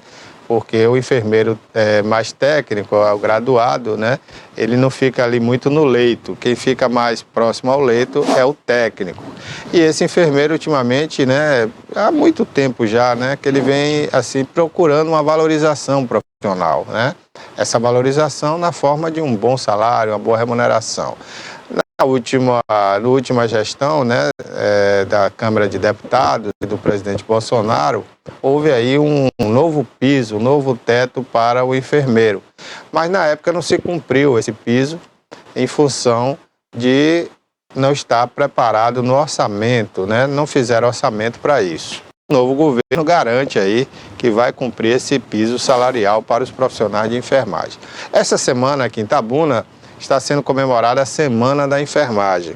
E está aqui agora com a gente no programa, né, um profissional de enfermagem que é o Eduardo Oliveira, coordenador geral de enfermagem do Hospital de Base Luiz Eduardo Magalhães, o hospital aqui de Itabuna que atende aí a toda a região sul do estado. Queria dar bom dia, agradecer por você estar aqui, Eduardo, e falar um pouco, né, dessa semana de enfermagem. A gente está com a programação aí que a gente vai mostrar aí no vídeo daqui a pouquinho. O que é que acontece aí nessa semana de enfermagem? Bom dia, Barbosa. Primeiramente, agradecer o espaço para poder explanar um pouquinho sobre essa temática que é de suma importância dentro do nosso contexto hospitalar. Como foi colocado por você aí, a enfermagem ela ocupa uma posição no cenário hoje mundial que não existe saúde sem enfermagem. Exatamente. E hoje o enfoque da saúde, como uma forma geral, ela trabalha a questão do enfoque multiprofissional. Então, na hora que a gente fala de saúde, a gente define, a gente pega o conceito lá da Organização Mundial, que a saúde é um completo bem-estar físico, mental e social. Então, hoje a gente coloca esse indivíduo no centro do cuidado, tendo em vista que a gente tem que levar as considerações o indivíduo na sua integridade. E o profissional de enfermagem, ele atua nesse contexto. Então, ele enxerga o indivíduo não somente no processo técnico, mas também dentro do processo do que é que esse indivíduo, esse paciente, esse usuário, ele precisa para ele ter uma assistência adequada, um cuidado mais humanizado. E dentro do que a gente tem hoje do contexto de saúde no município de Itabuna, a respeito do hospital de base, é um dos temas que a gente vem trabalhando para poder prestar uma assistência mais humanizada e fazer com que o nosso usuário, porque hoje a gente trabalha também a questão da qualidade e do cuidado centrado no paciente. Então hoje a opinião do usuário ela é muito mais importante até do que todo o conhecimento prático, teórico que a gente coloca em prática. Porque a gente entende que a partir do momento que o usuário ele faz uma avaliação positiva, esse cuidado ele foi realmente adequado. Ok, essa programação ela teve início no último dia 12, não é isso? Isso. A programação ela tem início dia 12 e termina dia 20. Só que como o dia 20 é um sábado, nós vamos antecipar para o dia 19. Dia 12 comemora-se o dia do enfermeiro e dia 20 comemora-se o dia do técnico de enfermagem. Então a gente organizou uma programação, uma semana especial para poder a gente ofertar para os nossos usuários hoje, para os nossos profissionais, capacitações, momento para debater. A gente teve uma palestra muito importante nessa abertura com a profissional doutora Priscila Martins, que ela fez uma questão de uma abordagem das 12 chaves do conhecimento, que é justamente para o indivíduo mudar o seu modo de pensar. Porque muitas vezes a gente trabalha vários processos e uma das coisas que a gente tem que trabalhar é o modelo comportamental, a mudança do modelo comportamental. Então, como é que eu quero que esse profissional ele atue? Quais são as fragilidades? O que é que hoje está impedindo que o profissional ele atenda de uma forma mais humanizada? Qual é o problema? O que é que a gente precisa fazer de ajuste? Então a gente trouxe essa palestra como ponto inicial para poder dar um gás, dar uma motivação e a gente conseguir fazer uma análise comportamental mais positiva. Bacana. Eu vi aqui na programação a preocupação também com a parte técnica, né? Inclusive vai ter curso de respiração mecânica, uma série de coisas, né? Que é para aperfeiçoar, né? Isso. Atendendo a programação, geralmente a gente sempre faz uma coisa para a gente trabalhar o processo científico da coisa. Toda e qualquer programação ela tem que ter uma finalidade. Então essa semana a gente trabalhou temas de suma importância na prática do dia a dia. Hoje, o custo de educação de alguns cursos, de algumas coisas, nem todo profissional ele vai ter a condição de efetuar esse pagamento para poder fazer. Então, hoje o Hospital de Base ele investe muito na questão das capacitações para poder fazer com que o seu colaborador ele tenha uma capacidade técnica para desempenhar suas funções. Então, a gente escolheu hoje ali um curso de... Hoje a gente vai ter um Cine, higiene de mãos limpas, que é coordenado pela enfermeira Thalita Evelyn, que é a responsável, né, da CCIH. E a gente vai ter 2 cursos, que é o de laser terapia e de ventilação mecânica. Todos vão ser ministrados por coordenadores da unidade. A gente vai ter no de laser terapia a coordenadora enfermeira Alane. No de ventilação mecânica a gente vai ter Marconi Andrade, que ele é coordenador do serviço de fisioterapia. E dia 19 nós vamos ter uma gincana interativa. Essa gincana interativa é hoje o núcleo de educação permanente, coordenado pela enfermeira Fabiana Souza. Ele vem desenvolvendo algumas atividades e a gente vai fazer uma dinâmica. Então a gente vai fazer um quiz com perguntas e respostas a nível técnico. E aí a gente vai sortear alguns brindes, fazer com que a pessoa tenha uma motivação para poder fazer, que hoje a gente trabalha no modelo acadêmico, que são as metodologias ativas. Então, para sair daquele cenário de sala de aula, de que chega ali que... Então a gente vai ter essa gincana lá. Ok, Eduardo. Bom, como a gente estava falando aqui, você ressaltou aí, né? Esse trabalho também visa melhor atendimento ainda, né? Ao paciente, uma coisa mais humanizada, né? Mas se tratando do enfermeiro, ele também é humano, né? E hoje, para um enfermeiro atingir um valor salarial bom, ele acaba trabalhando vários plantões, né? Quase que emenda dia e noite trabalhando, para obter ali um bom salário. Existe também uma preocupação com esse ser humano, que é o profissional de enfermagem, para que ele trabalhe com a cabeça tranquila, que ele chegue atenda o paciente bem, porque tudo é fruto de um resultado, né? Então, para que o paciente seja bem atendido, o enfermeiro precisa estar bem também com a sua cabeça, né? A parte psicológica, a parte humana, né? Isso é visto também? O Barbosa, quando a gente fala hoje dessas condições de trabalho, a gente não pode deixar de levar em consideração o modelo de gestão atual que nós temos empregado.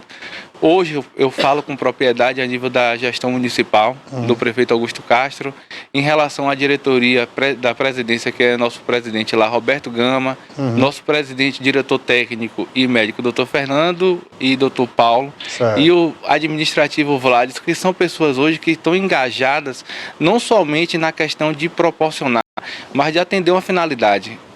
A gente vê hoje que os meios de se fazer saúde, muitas vezes a gente trabalha a questão da publicidade, só que a gente trabalha também a questão da finalidade. O que é isso? É fazer com que o usuário ele tenha condições de trabalho. O Hospital de Base hoje ele vive um momento que eu fico feliz em participar desse momento.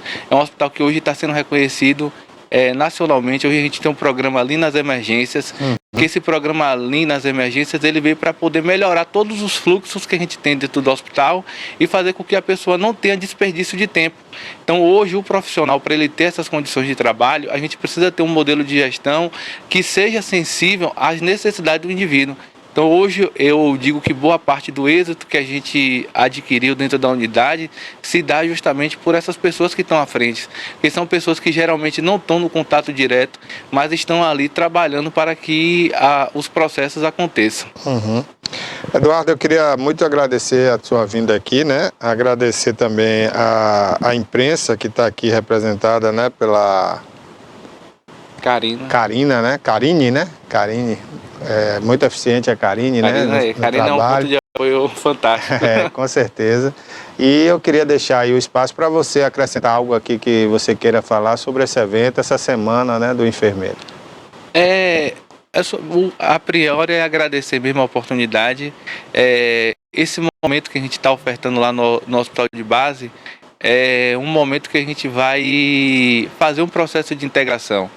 E dentro da nossa unidade hoje, o bonito hoje do Hospital de Base é que a gente não trabalha com aquela vaidade do eu, e a gente trabalha em equipe. Então hoje o Hospital de Base ele tem uma equipe que realmente faz as coisas acontecerem.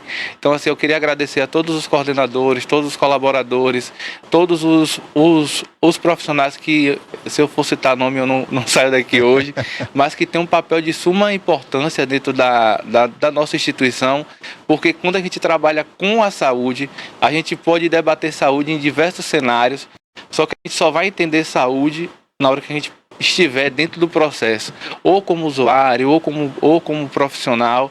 E hoje eu sou suspeito para falar, eu sou enfermeiro de formação, sou docente também, e eu acredito muito na transformação do pensamento comportamental através das capacitações e do modelo motivacional, que não é motivacional no sentido, mas de fazer as pessoas acreditarem e lutar por um bem maior. Hoje a gente teve uma perda significativa na finalidade. O capitalismo abusivo hoje, que todo mundo hoje só quer ganhar mais, ganhar mais, ganhar mais, ganhar mais, e às vezes a gente deixa prejudicado uma área que ela é de suma importância. Então, como você falou aí, os profissionais hoje, esse piso salarial, ele vem para enfatizar e dar uma qualidade para o profissional, porque como você falou, tem muitos profissionais que se desdobram 1, 2, 3, e a gente sabe que muitas vezes não é por uma opção pessoal. E como consequência, a gente tem os transtornos mentais que está cada dia estatisticamente aumentando. Então hoje a gente vê que tem profissionais que cometem suicídio, a gente tem profissionais que estão com depressão, profissionais que estão com transtorno, crise de ansiedade. Isso tudo são coisas que a gente visualiza dentro do campo, mas que muitas vezes são negligenciadas. Então, assim, todos os enfermeiros, todos os técnicos, todos os profissionais, na verdade, a equipe multi hoje, desde o médico até a higienização, e aí a gente ainda tem os profissionais que eles ficam nos bastidores, que são os maqueiros, a higienização, o serviço de nutrição. Então, hoje, o equipamento de saúde hospitalar, para ele funcionar, ele depende de vários personagens que muitas vezes eles não são notados.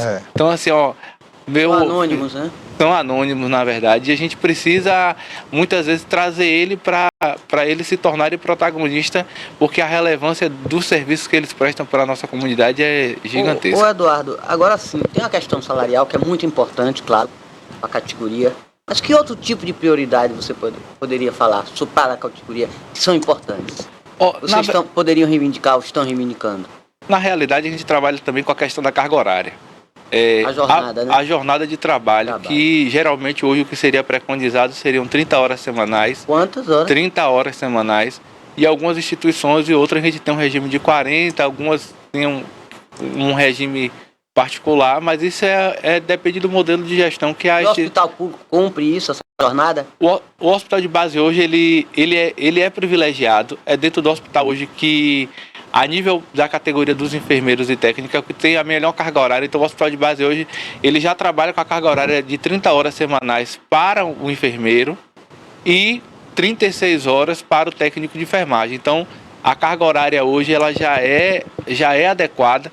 Com o piso, não vai sofrer alteração nessa carga horária. Então, isso que é como o Barbosa falou ali, é isso que a gestão hoje ela preconiza. Então, hoje a gente não tem nenhum outro profissional que atua dentro dessa área que ele trabalha com a carga horária excedente. E os que trabalham em regime de carga horária maior são coordenadores, líderes de setores que precisam dedicar um pouco mais de tempo. Então, trabalham 40 horas semanais. Ok, alguma pergunta a mais, Toné? Não, tá bom. Ok, Eduardo, muito obrigado por você ter vindo aqui, aceita o nosso convite. Parabéns a todos os enfermeiros, né? Transmita lá no hospital de base, que é o Hospital Luiz Eduardo Magalhães, né? Que agora vai ser ampliado. Eu acredito que vai gerar mais mão de obra ainda, né? Para a enfermagem. Tá lindo. A enfermagem hoje coloca quantos alunos? Você que é docente também, né? Quantos novos enfermeiros todo ano em Itabuna? Você tem esse número ou não? Porque tem a UESC e ainda tem as particulares, né? Na verdade, com o processo pandêmico, que é outra discussão que ela é de suma importância. Porque às vezes a gente está condicionado, isso é uma observação minha, enquanto profissional que atua e enquanto docente. A gente teve uma polêmica aí dos cursos de enfermagem à distância, que hoje o Corém, graças a Deus, já se manifestou. Proibiu? Ele já interviu nessa questão do 100% EAD, só que hoje a gente trabalha com algumas metodologias ativas, que é benéfico, porque a gente coloca o estudante como centro, o protagonista. O professor ele não fica ali como uma pessoa que vai estar fornecendo a só informação. Ele vai, prepara um vídeo, e a gente tem hoje aí, se a gente colocar aí por ano aí, em média, a gente teve uma decrescente por conta da pandemia. A gente vai colocar aí, a cada semestre aí, juntando todas as universidades que a gente tem, 5 mil profissionais, né? E tem os técnicos, né? Que também são muito importantes, né? Que são os chamados auxiliares, né? Isso. Barbosa, o técnico de enfermagem, ele ocupa uma profissão tão importante, que só quem recebe um cuidado, é o que eu digo sempre assim, o técnico ele vai lá e ele vai tocar na sua intimidade. É aquele profissional que ele vai chegar e ele vai prestar um cuidado a você do jeito que você veio ao mundo. Ele vai cuidar da sua ferida, ele vai trocar uma fralda, ele vai lhe alimentar, ele vai lhe dar um atendimento humanizado. Então hoje, eu sempre costumo dizer que hoje eu estou à frente da equipe de enfermagem e a nossa preocupação é fazer com que esses profissionais, eles tenham condições de trabalho. Quando a gente ocupa um cargo de gestão, sempre vai ter um momento que a gente tem que apertar, tem que ir, tem que vir, mas a gente entende a importância do profissional técnico hoje para a sociedade, porque é um profissional que só quem conhece a base operacional vai entender, ou quem já precisou de um cuidado, vai entender o quanto esse profissional ele significa na nossa vida. Eu até achei que depois chegasse aqui, né, no interior, os cursos profissionais de universidade, né, de enfermagem, que ia desaparecer a figura do auxiliar, né? Mas não, uma coisa não tem nada a ver com a outra, né? Hoje a gente já não tem mais curso de auxiliar de enfermagem. Hoje a gente tem alguns auxiliares que algumas instituições, inclusive, já estão fazendo as reciclagens para fazer a complementação de carga horária para o auxiliar ele se tornar técnico de enfermagem. Certo. Então hoje a equipe de enfermagem ela se compõe entre enfermeiros e técnicos de enfermagem. Os técnicos são aqueles que não têm graduação. Que não são graduação, fazem curso técnico por 2 anos, recebe o certificado reconhecido tranquilo, registra o seu Corém. Todo profissional, tanto enfermeiro quanto técnico, tem que estar registrado no conselho de classe, que no nosso caso é o Corém. E aí eu queria dar os parabéns à sede aqui de Itabuna, na pessoa de Estela Frois e de Lana, que são pessoas e de Gisele, que hoje é a presidente do Corém, que ela representa uma abertura bem significativa no que tange as políticas de tirar aquele entorno de que o Corém hoje ele é só fiscalizador. Não, ele hoje está buscando trazer o profissional, ver o que é que está precisando, ministrar capacitação. Inclusive eles agora também já estão com a Semana da Enfermagem programada. Então hoje a gente percebe que há uma integração de fazer essa mobilização, de não fazer atividades isoladas. Então agradecer às meninas aí a parceria, que é muito importante. Até cobrar do Corém que tem uma comunicação mais ativa, né? Sim, assim como a Karine faz lá no hospital de base. Karina exerce, eu sou suspeito para falar. Depois que Karina passou a fazer parte da equipe, o hospital ele ganhou muito. Ganhou muito, porque com certeza. Muitas vezes a gente tem a figura da mídia como algo sensacionalista. Só que muitas vezes, né?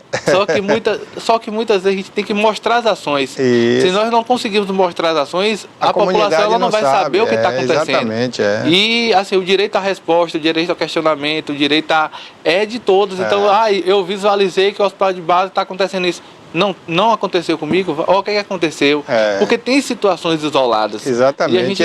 E a gente precisa mostrar. Às vezes só chega a mídia, a notícia ruim, a denúncia do mau atendimento, às vezes da precariedade de alguma coisa, né? Mas as notícias boas não chegam. Então, assim, quando existe uma assessoria de comunicação, é para justamente fazer esse contraponto, né? Mostrar também as ações boas que aquele hospital faz, né? Como é feito o trabalho lá. E a população está em casa. Nem todo mundo, graças a Deus, precisa de hospital, né? E as pessoas precisam ter essa imagem. Como é o hospital de Itabuna, é bom, né? Isso. Não só de crítica, né? A gente tem que também mostrar o que é certo. O lado positivo. Muito obrigado, viu, Eduardo? De nada, mais uma vez, bom dia para você.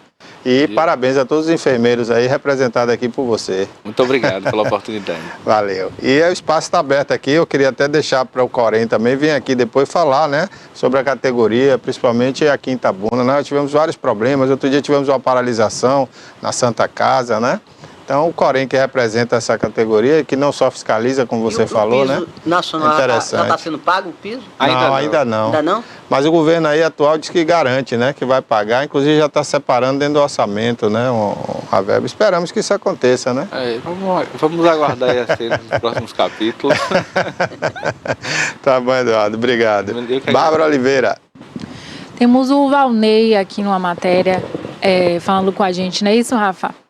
O Valnei vai trazer para a gente umas entrevistas do encontro regional do PT que aconteceu em Ilhéus neste final de semana. Vamos ver aí as imagens, né, desse encontro. o PT realizou aí para fortalecer o partido, né, no território sul da Bahia. Isso é bom, né? O PT andou muito desgastado depois daqueles escândalos, né, do mensalão.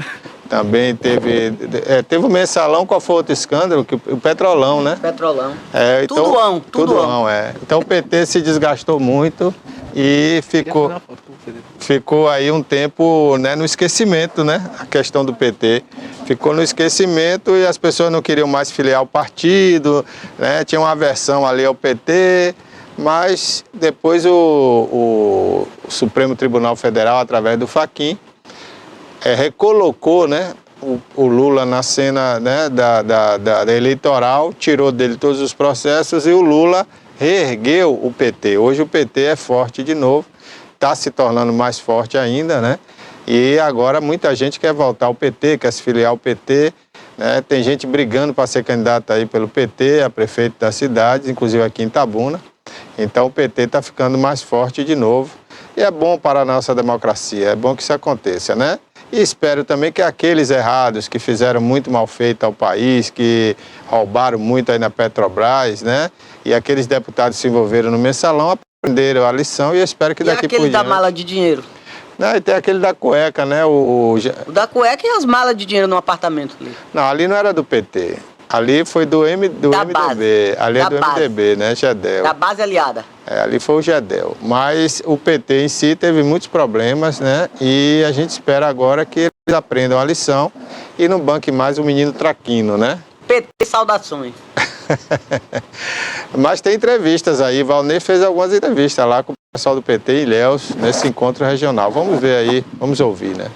A expectativa é muito grande. Nós agora que saímos de muito sucesso, né? Elegemos o nosso presidente, o nosso governador, a gente hoje se encontra aqui, se reúne para traçar as estratégias para o próximo período, que é ampliar nas nossas eleições municipais os prefeitos, vereadores, vice-prefeitos, vice-prefeitas e principalmente fortalecer o número de mulheres no poder.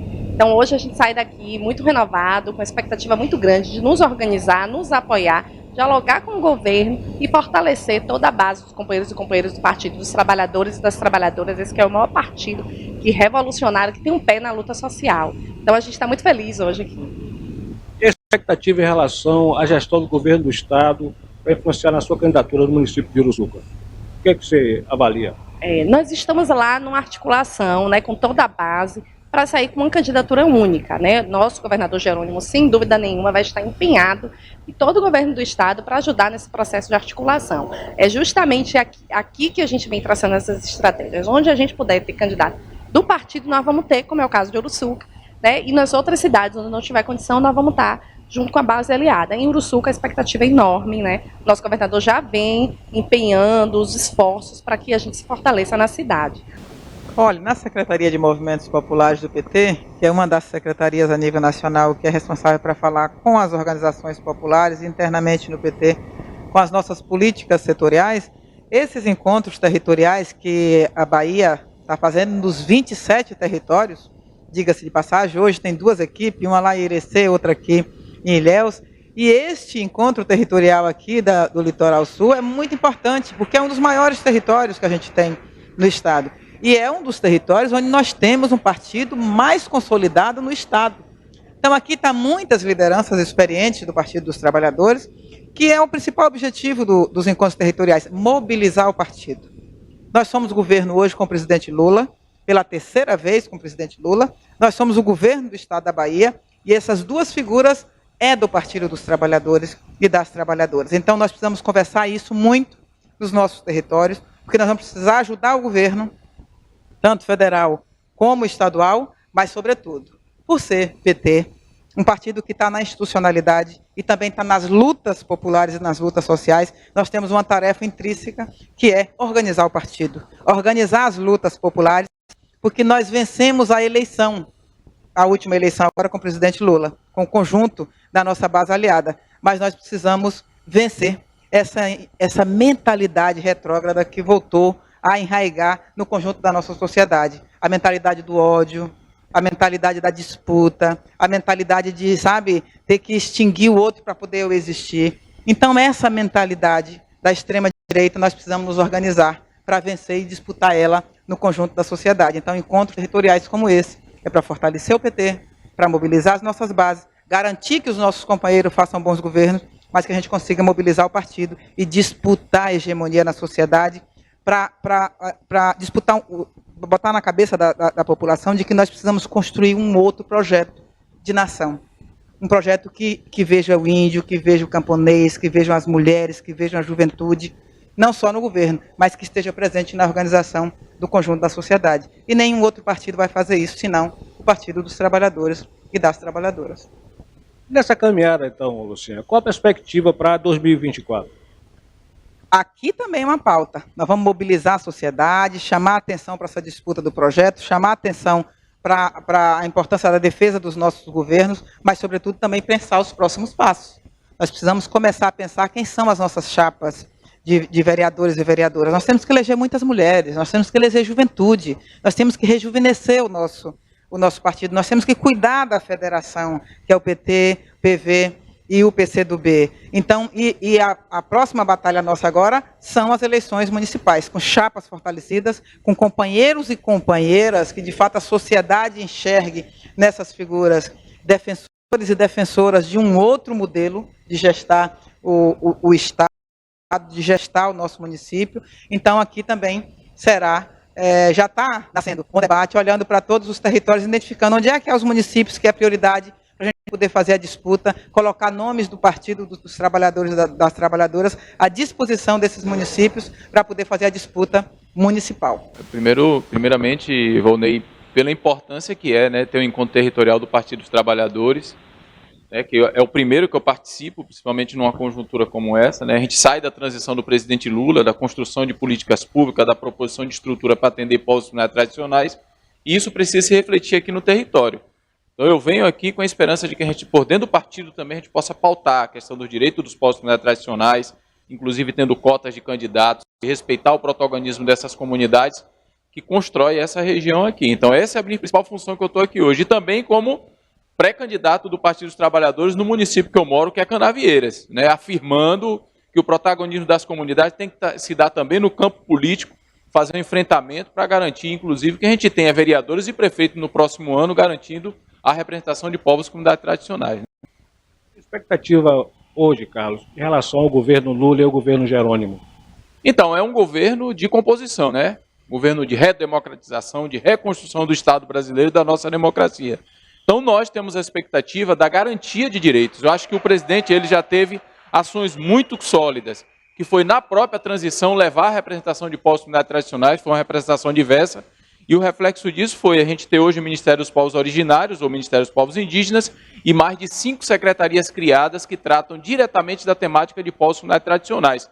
Agora é a gente lutar para que no orçamento, no PPA 2024-2027, a gente tenha garantido recursos e políticas públicas para atender o nosso povo. Né? Importante nós discutirmos, em primeiro lugar, um prazer encontrá-lo novamente. E é um prazer estar aqui, pelo menos para nós discutirmos os problemas de nossa cidade e vermos o que é que nós podemos melhorar nesse novo governo. Qual é a sua expectativa em relação à sucessão municipal no município de Canavieira?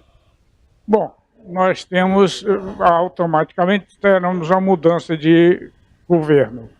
O prefeito já atual já é o segundo mandato e o PT vai ter candidato, pelo menos a federação garante que nós teremos candidato e eu sou um dos candidatos em Canavieira. E o que o senhor avalia hoje o governo Jerônimo e o governo Lula? Olha, nesses 100 dias nós já vimos a mudança total que houve nisso tudo. Estou muito satisfeito, principalmente com Jerônimo. Lula a gente já conhecia, quando ele nos diz que quem comeu sal com ele na campanha será prestigiado. Eu espero que realmente isso aconteça. Primeiro, é uma grande satisfação o PT de Ilhéus recepcionar o partido de todo o nosso território litoral sul. Nós estamos fazendo um balanço dos avanços que nós fizemos nos governos de Jerônimo, no governo de Rui, no governo de Wagner, e agora com a volta de Lula, nós estamos organizando o partido. A grande expectativa é a gente organizar o partido para que o partido possa estar bem organizado, bem estruturado para as disputas que virão em 2024. Nós aqui na região Cacaueira, no litoral sul, nós queremos disputar as principais cidades, claro que em muitas cidades fazendo composições com a base aliada do governo Jerônimo, mas onde o PT puder ter candidatura para ganhar as eleições, nós iremos fortalecer o partido, junto com a nossa federação partidária, que é PT, PCdoB e PV, para essa disputa, para fortalecer o governo de Lula e para fortalecer o governo Jerônimo da Bahia. É importante que o PT ocupe os espaços nos municípios, ganhando as prefeituras e ganhando espaço nas casas legislativas. Se fala muito na pré-candidatura da atual secretária Adélia Pinheiro. Você tem uma opinião sobre isso, Ednei? Caso específico de Ilhéus, a gente ainda não tem uma decisão como é que nós vamos nos portar. Primeiro, nós estamos construindo uma organização que é a federação partidária. Tem o nome da companheira Adélia, que está posto, assim como também tem o nome do vereador Augustão, que tem vontade disso. Tem o ex-vereador Macris também, que tem vontade disso. Mas no momento da gente, do PT, nós não estamos no momento definindo quem vai ser nosso candidato.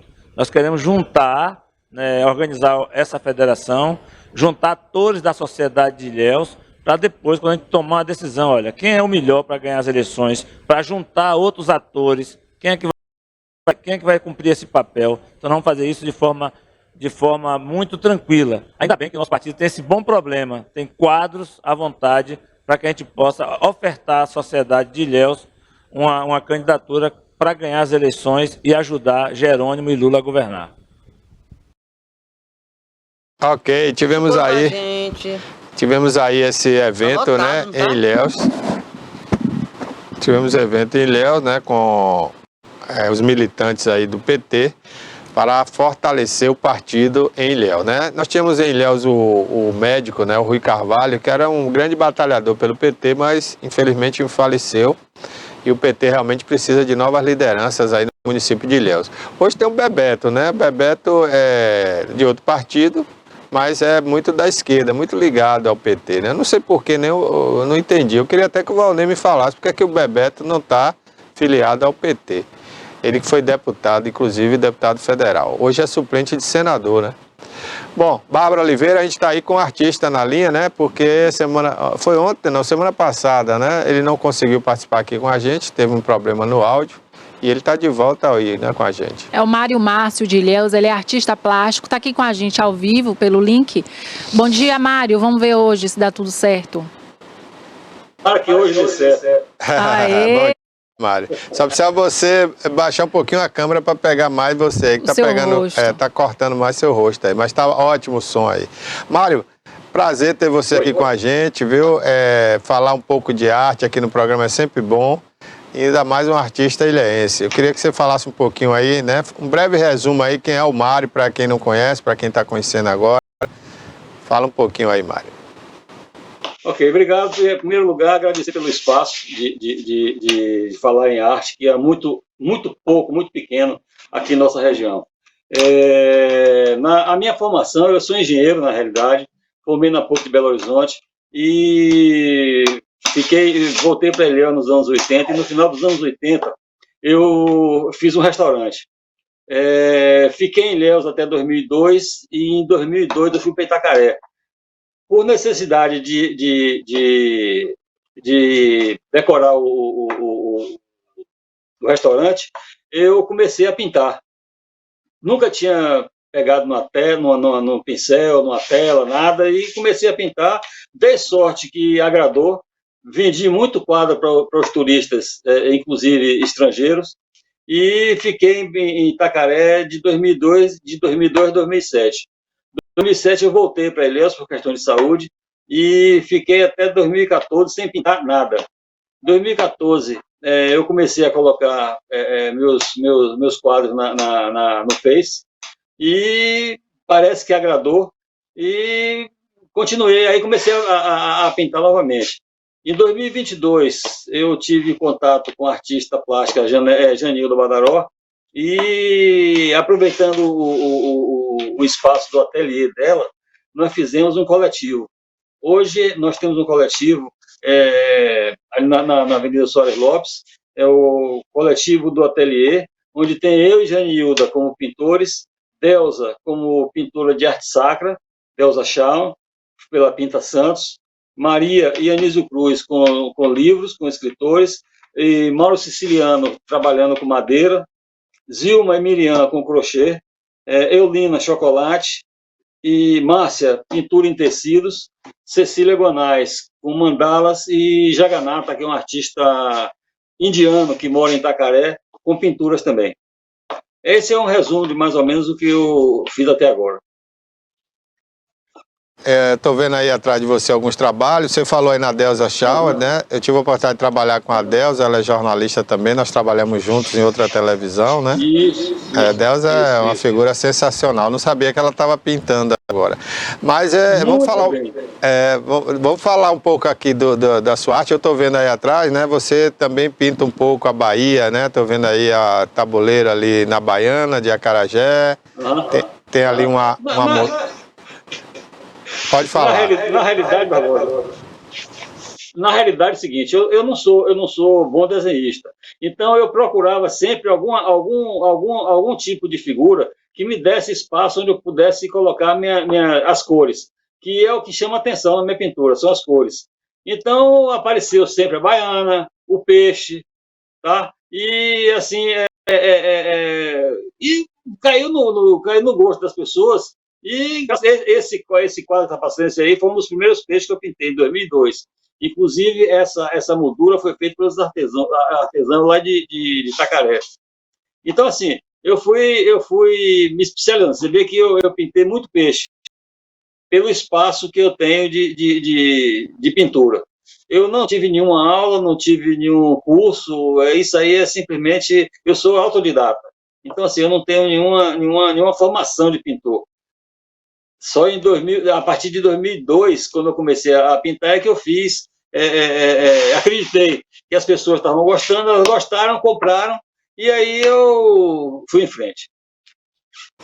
Mário, qual a técnica que você usa? Qual a técnica de pintura que você usa nos seus quadros? Conta pra gente. Invencionice. Como eu te falei, eu não tenho nenhuma técnica. Inclusive é o seguinte, aconteceu um fato interessante. Eu usava meu restaurante lá em Itacaré como lugar onde eu expunha meus quadros. E uma certa noite estava jantando lá um crítico de arte do Jornal do Brasil. E quando eu passei pela mesa dele, eu vi ele comentando com o colega dele de mesa sobre minha pintura. Então o cara fala, porque você vê que o artista pinta, olha as pinceladas de baixo para cima, de cima para baixo, e começou a dizer o que é que eu fazia. Eu parado pensei assim, meu Deus, se eu for pensar tudo isso que esse rapaz está falando, eu acho que eu não pintava nenhuma linha. Entendeu? Então, assim, é tudo muito, muito espontâneo. O que vem na minha cabeça, eu tento transferir para a tela. Na realidade, inclusive, eu nem compro telas para pintar. Eu faço minhas próprias telas e a maioria das molduras que eu tenho dos meus quadros também sou eu que faço. Porque, na realidade, eu não sou um artista. Eu sou um curioso da pintura e não tive a pretensão nunca de ser artista. Então, assim, eu achava um absurdo eu comprar uma tela para pintar. Então, eu fiz minhas telas, eu continuo fazendo minhas telas e usando a criatividade.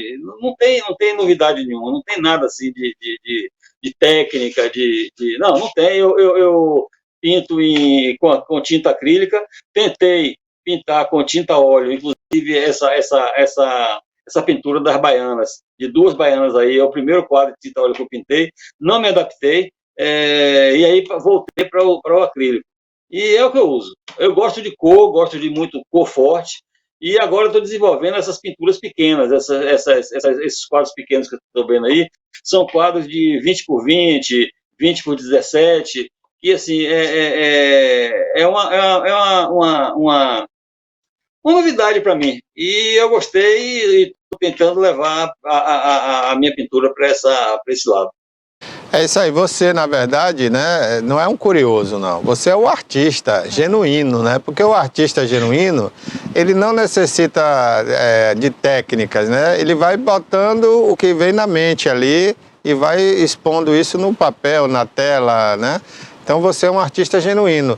Quando você se formou em engenharia, né, talvez não era aquilo que você buscava no seu íntimo, que era justamente esse outro lado aí da arte. Talvez se fosse arquitetura tivesse ainda mais a ver, né, com essa coisa do desenho, da arte, mas é isso, você é um artista nato, né? Não diga que você é um curioso, que claro, todos nós somos curiosos, mas você é um artista, né? O fato de você expor na tela o que você pensa, o que você imagina, é uma arte, né? É uma arte. Essa coisa de, o pincel tem que ser de baixo para cima, de cima para baixo, isso são técnicas, né, que vão se desenvolvendo ao tempo. E outra coisa, essas técnicas não foram, como é que eu diria, não estão aí colocadas desde os princípios, não, elas foram criadas por alguém, né? Então você também pode criar a sua própria técnica, não. Por exemplo, eu já vi uma técnica que o camarada joga uma tinta na tela e vai ver o que é que vai dar depois, né? Então, cada um tem sua técnica, sua maneira de expor. A arte é isso, é a espontaneidade, né? E a criatividade acima de tudo. Porque se o indivíduo não pegar um pincel e a tinta e ele não saber o que vai fazer na tela, aí sim ele não é um artista. Mas quando você bota na tela e faz alguma coisa, você é um artista. Então, tá de parabéns, viu? A gente está vendo aí alguns trabalhos seus. E eu espero que você desenvolva mais ainda esse trabalho, porque às vezes a timidez atrapalha, né? Então, nunca diga assim que você não é o artista. Não, você é o artista, sim. E se quiser expor seu trabalho, é só organizar, né, de forma que dê para se colocar numa galeria e colocar tranquilamente, porque nós vimos aí trabalhos ao longo das décadas, né? Trabalhos que hoje são famosíssimos, de Picasso, de outros grandes nomes da pintura. E tem pintura abstrata que tem pessoas que olham para a tela e não conseguem ver nada, né? Não tem a sensibilidade, às vezes, para imaginar o que é aquilo ali. E pagam milhões de dólares, né? Então, a arte é arte. A arte é uma coisa é subjetiva, né? É uma coisa que cada um vai interpretar de uma maneira, vai ver de uma maneira. E quem tem a sensibilidade para apreciar a arte, ela vai ver arte aonde tem arte. E isso aí é arte. Parabéns, viu? Ok, muito obrigado. Inclusive, o seguinte, agradecer muito a vocês o espaço, porque Barbosa, é uma dificuldade aqui na nossa região, entendendo assim, nós não temos uma galeria de arte, nós não temos, nem aqui nem em Itabuna, nem aqui em Ilhéus nem em Itabuna, nós temos uma galeria de arte que a gente possa colocar, e quando tem, é um sacrifício. Por exemplo,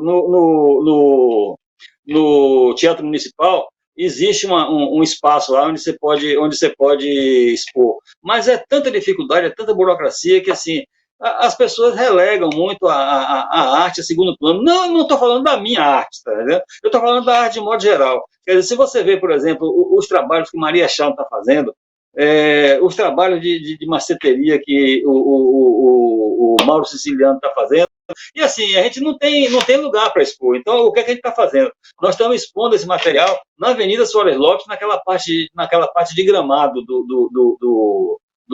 das calçadas, mas que é uma coisa assim, que quando chove dá trabalho, tem que levar lá para dentro, correndo tudo, arriscando alguém passar e estragar as peças, coisa e tal. Então, assim, a parte de divulgação que é muito difícil. E a arte é uma coisa que, assim, se você não divulgar, se as pessoas não verem o que você está fazendo, não tem razão de ser. Quer dizer, a gente teria que expor o máximo possível para poder as pessoas saberem que, pelo menos, existe uma pessoa que pinta quadros, que escreve livros, esse negócio todo.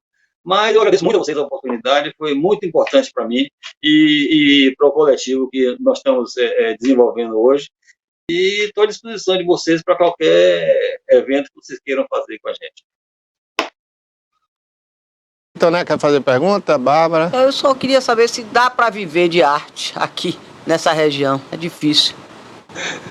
Tony, eu nunca vivi de arte, tá entendendo? Na realidade, eu tinha meu restaurante, que eu vivia dele, e agora eu estou aposentado.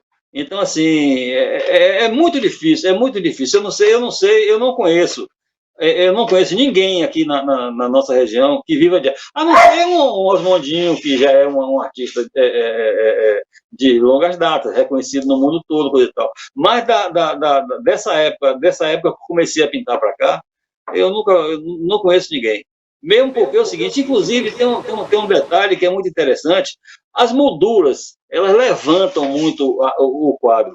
Mas se você for colocar moldura, as molduras às vezes o preço das molduras é mais caro do que o preço dos quadros. Então você tem que investir muito dinheiro para emoldurar seus quadros, e é por isso que eu faço as minhas molduras, entendeu? Então, assim, é muito caro, na realidade é muito caro você pintar, porque tinta é caro também, o material que você usa, telas, é caro, e para vender é um sapeco, viu? Quando você acha uma pessoa que vai comprar, é um regateado nada, e, pô, tá custando caro, porque eu vou botar moldura, vai ficar mais caro ainda, e tal, pp. E aí é difícil. Mas eu não conheço ninguém, respondendo a sua pergunta, efetivamente, não conheço ninguém aqui que viva de arte. Não conheço. Não, só comentário, apesar de que Ilhéus é uma cidade turística, né? Mas como o próprio artista falou, seu Mário Márcio, que não tem um espaço para eles expor a arte deles. Mas né? você Isso quer o quê? algo A gente está numa cidade, a gente está numa região, Ilhéus e Itabuna, Bárbara, que infelizmente os prefeitos que são eleitos... Perde, né, gente? Não tem a mínima noção cultural. Lá atrás a gente já teve muito... Tinha a Bienal do Jornal Agora, lembra? Na época de Ritinha Dantas, já tivemos uma galeria aqui que funcionava ali na Lafayette Borborema, né? A Ritinha Dantas incentivou, eu fui até para a inauguração dessa... Aqui já teve museu. Galeria. Aqui já teve museu, aqui já teve uma série de coisas, e Ilhéus também, mas assim, isso depende muito da acessibilidade de cada político que passa, né? Porque infelizmente cidades pequenas, as empresas não investem, porque os empresários, na maioria das vezes, são comerciantes, não tem noção empresarial do que é essa empresa e participar de uma sociedade.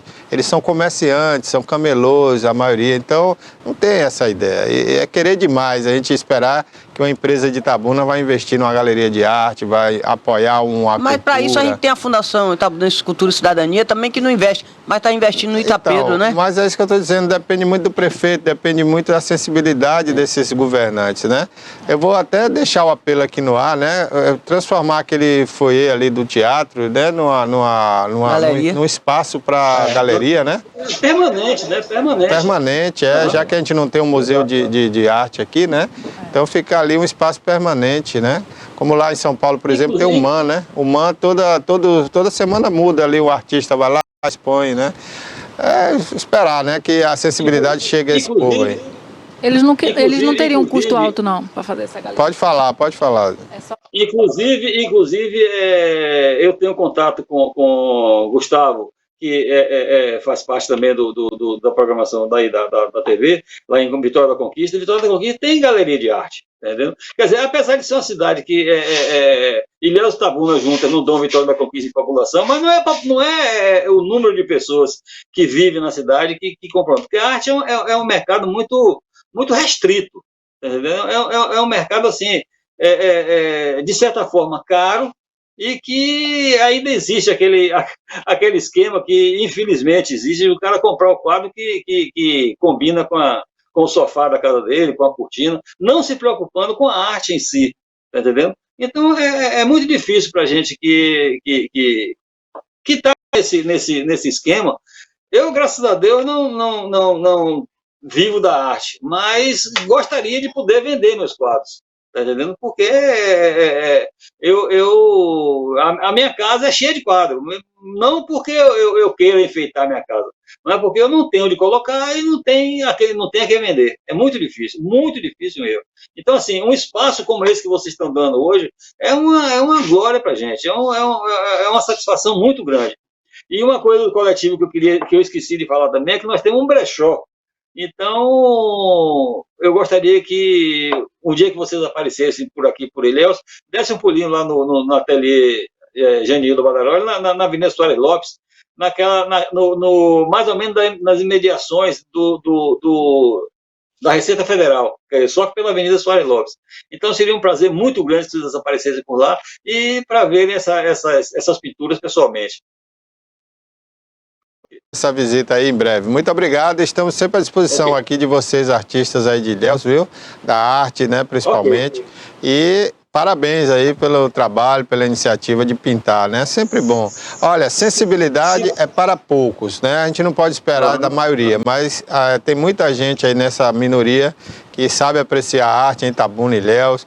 Eu conheço pessoas importantes da arte aqui, né? Que também sabem apreciar e apreciam bastante. Então, vamos esperar de quem realmente a gente deve receber algo, né, em retorno, que são essas pessoas que têm um olhar para a arte. Como você falou, tem novos ricos aí que não sabem o valor que tem um quadro, não é o preço, o valor, né? Às vezes vai comprar um colchão, uma cama, já compra, já leva o quadro.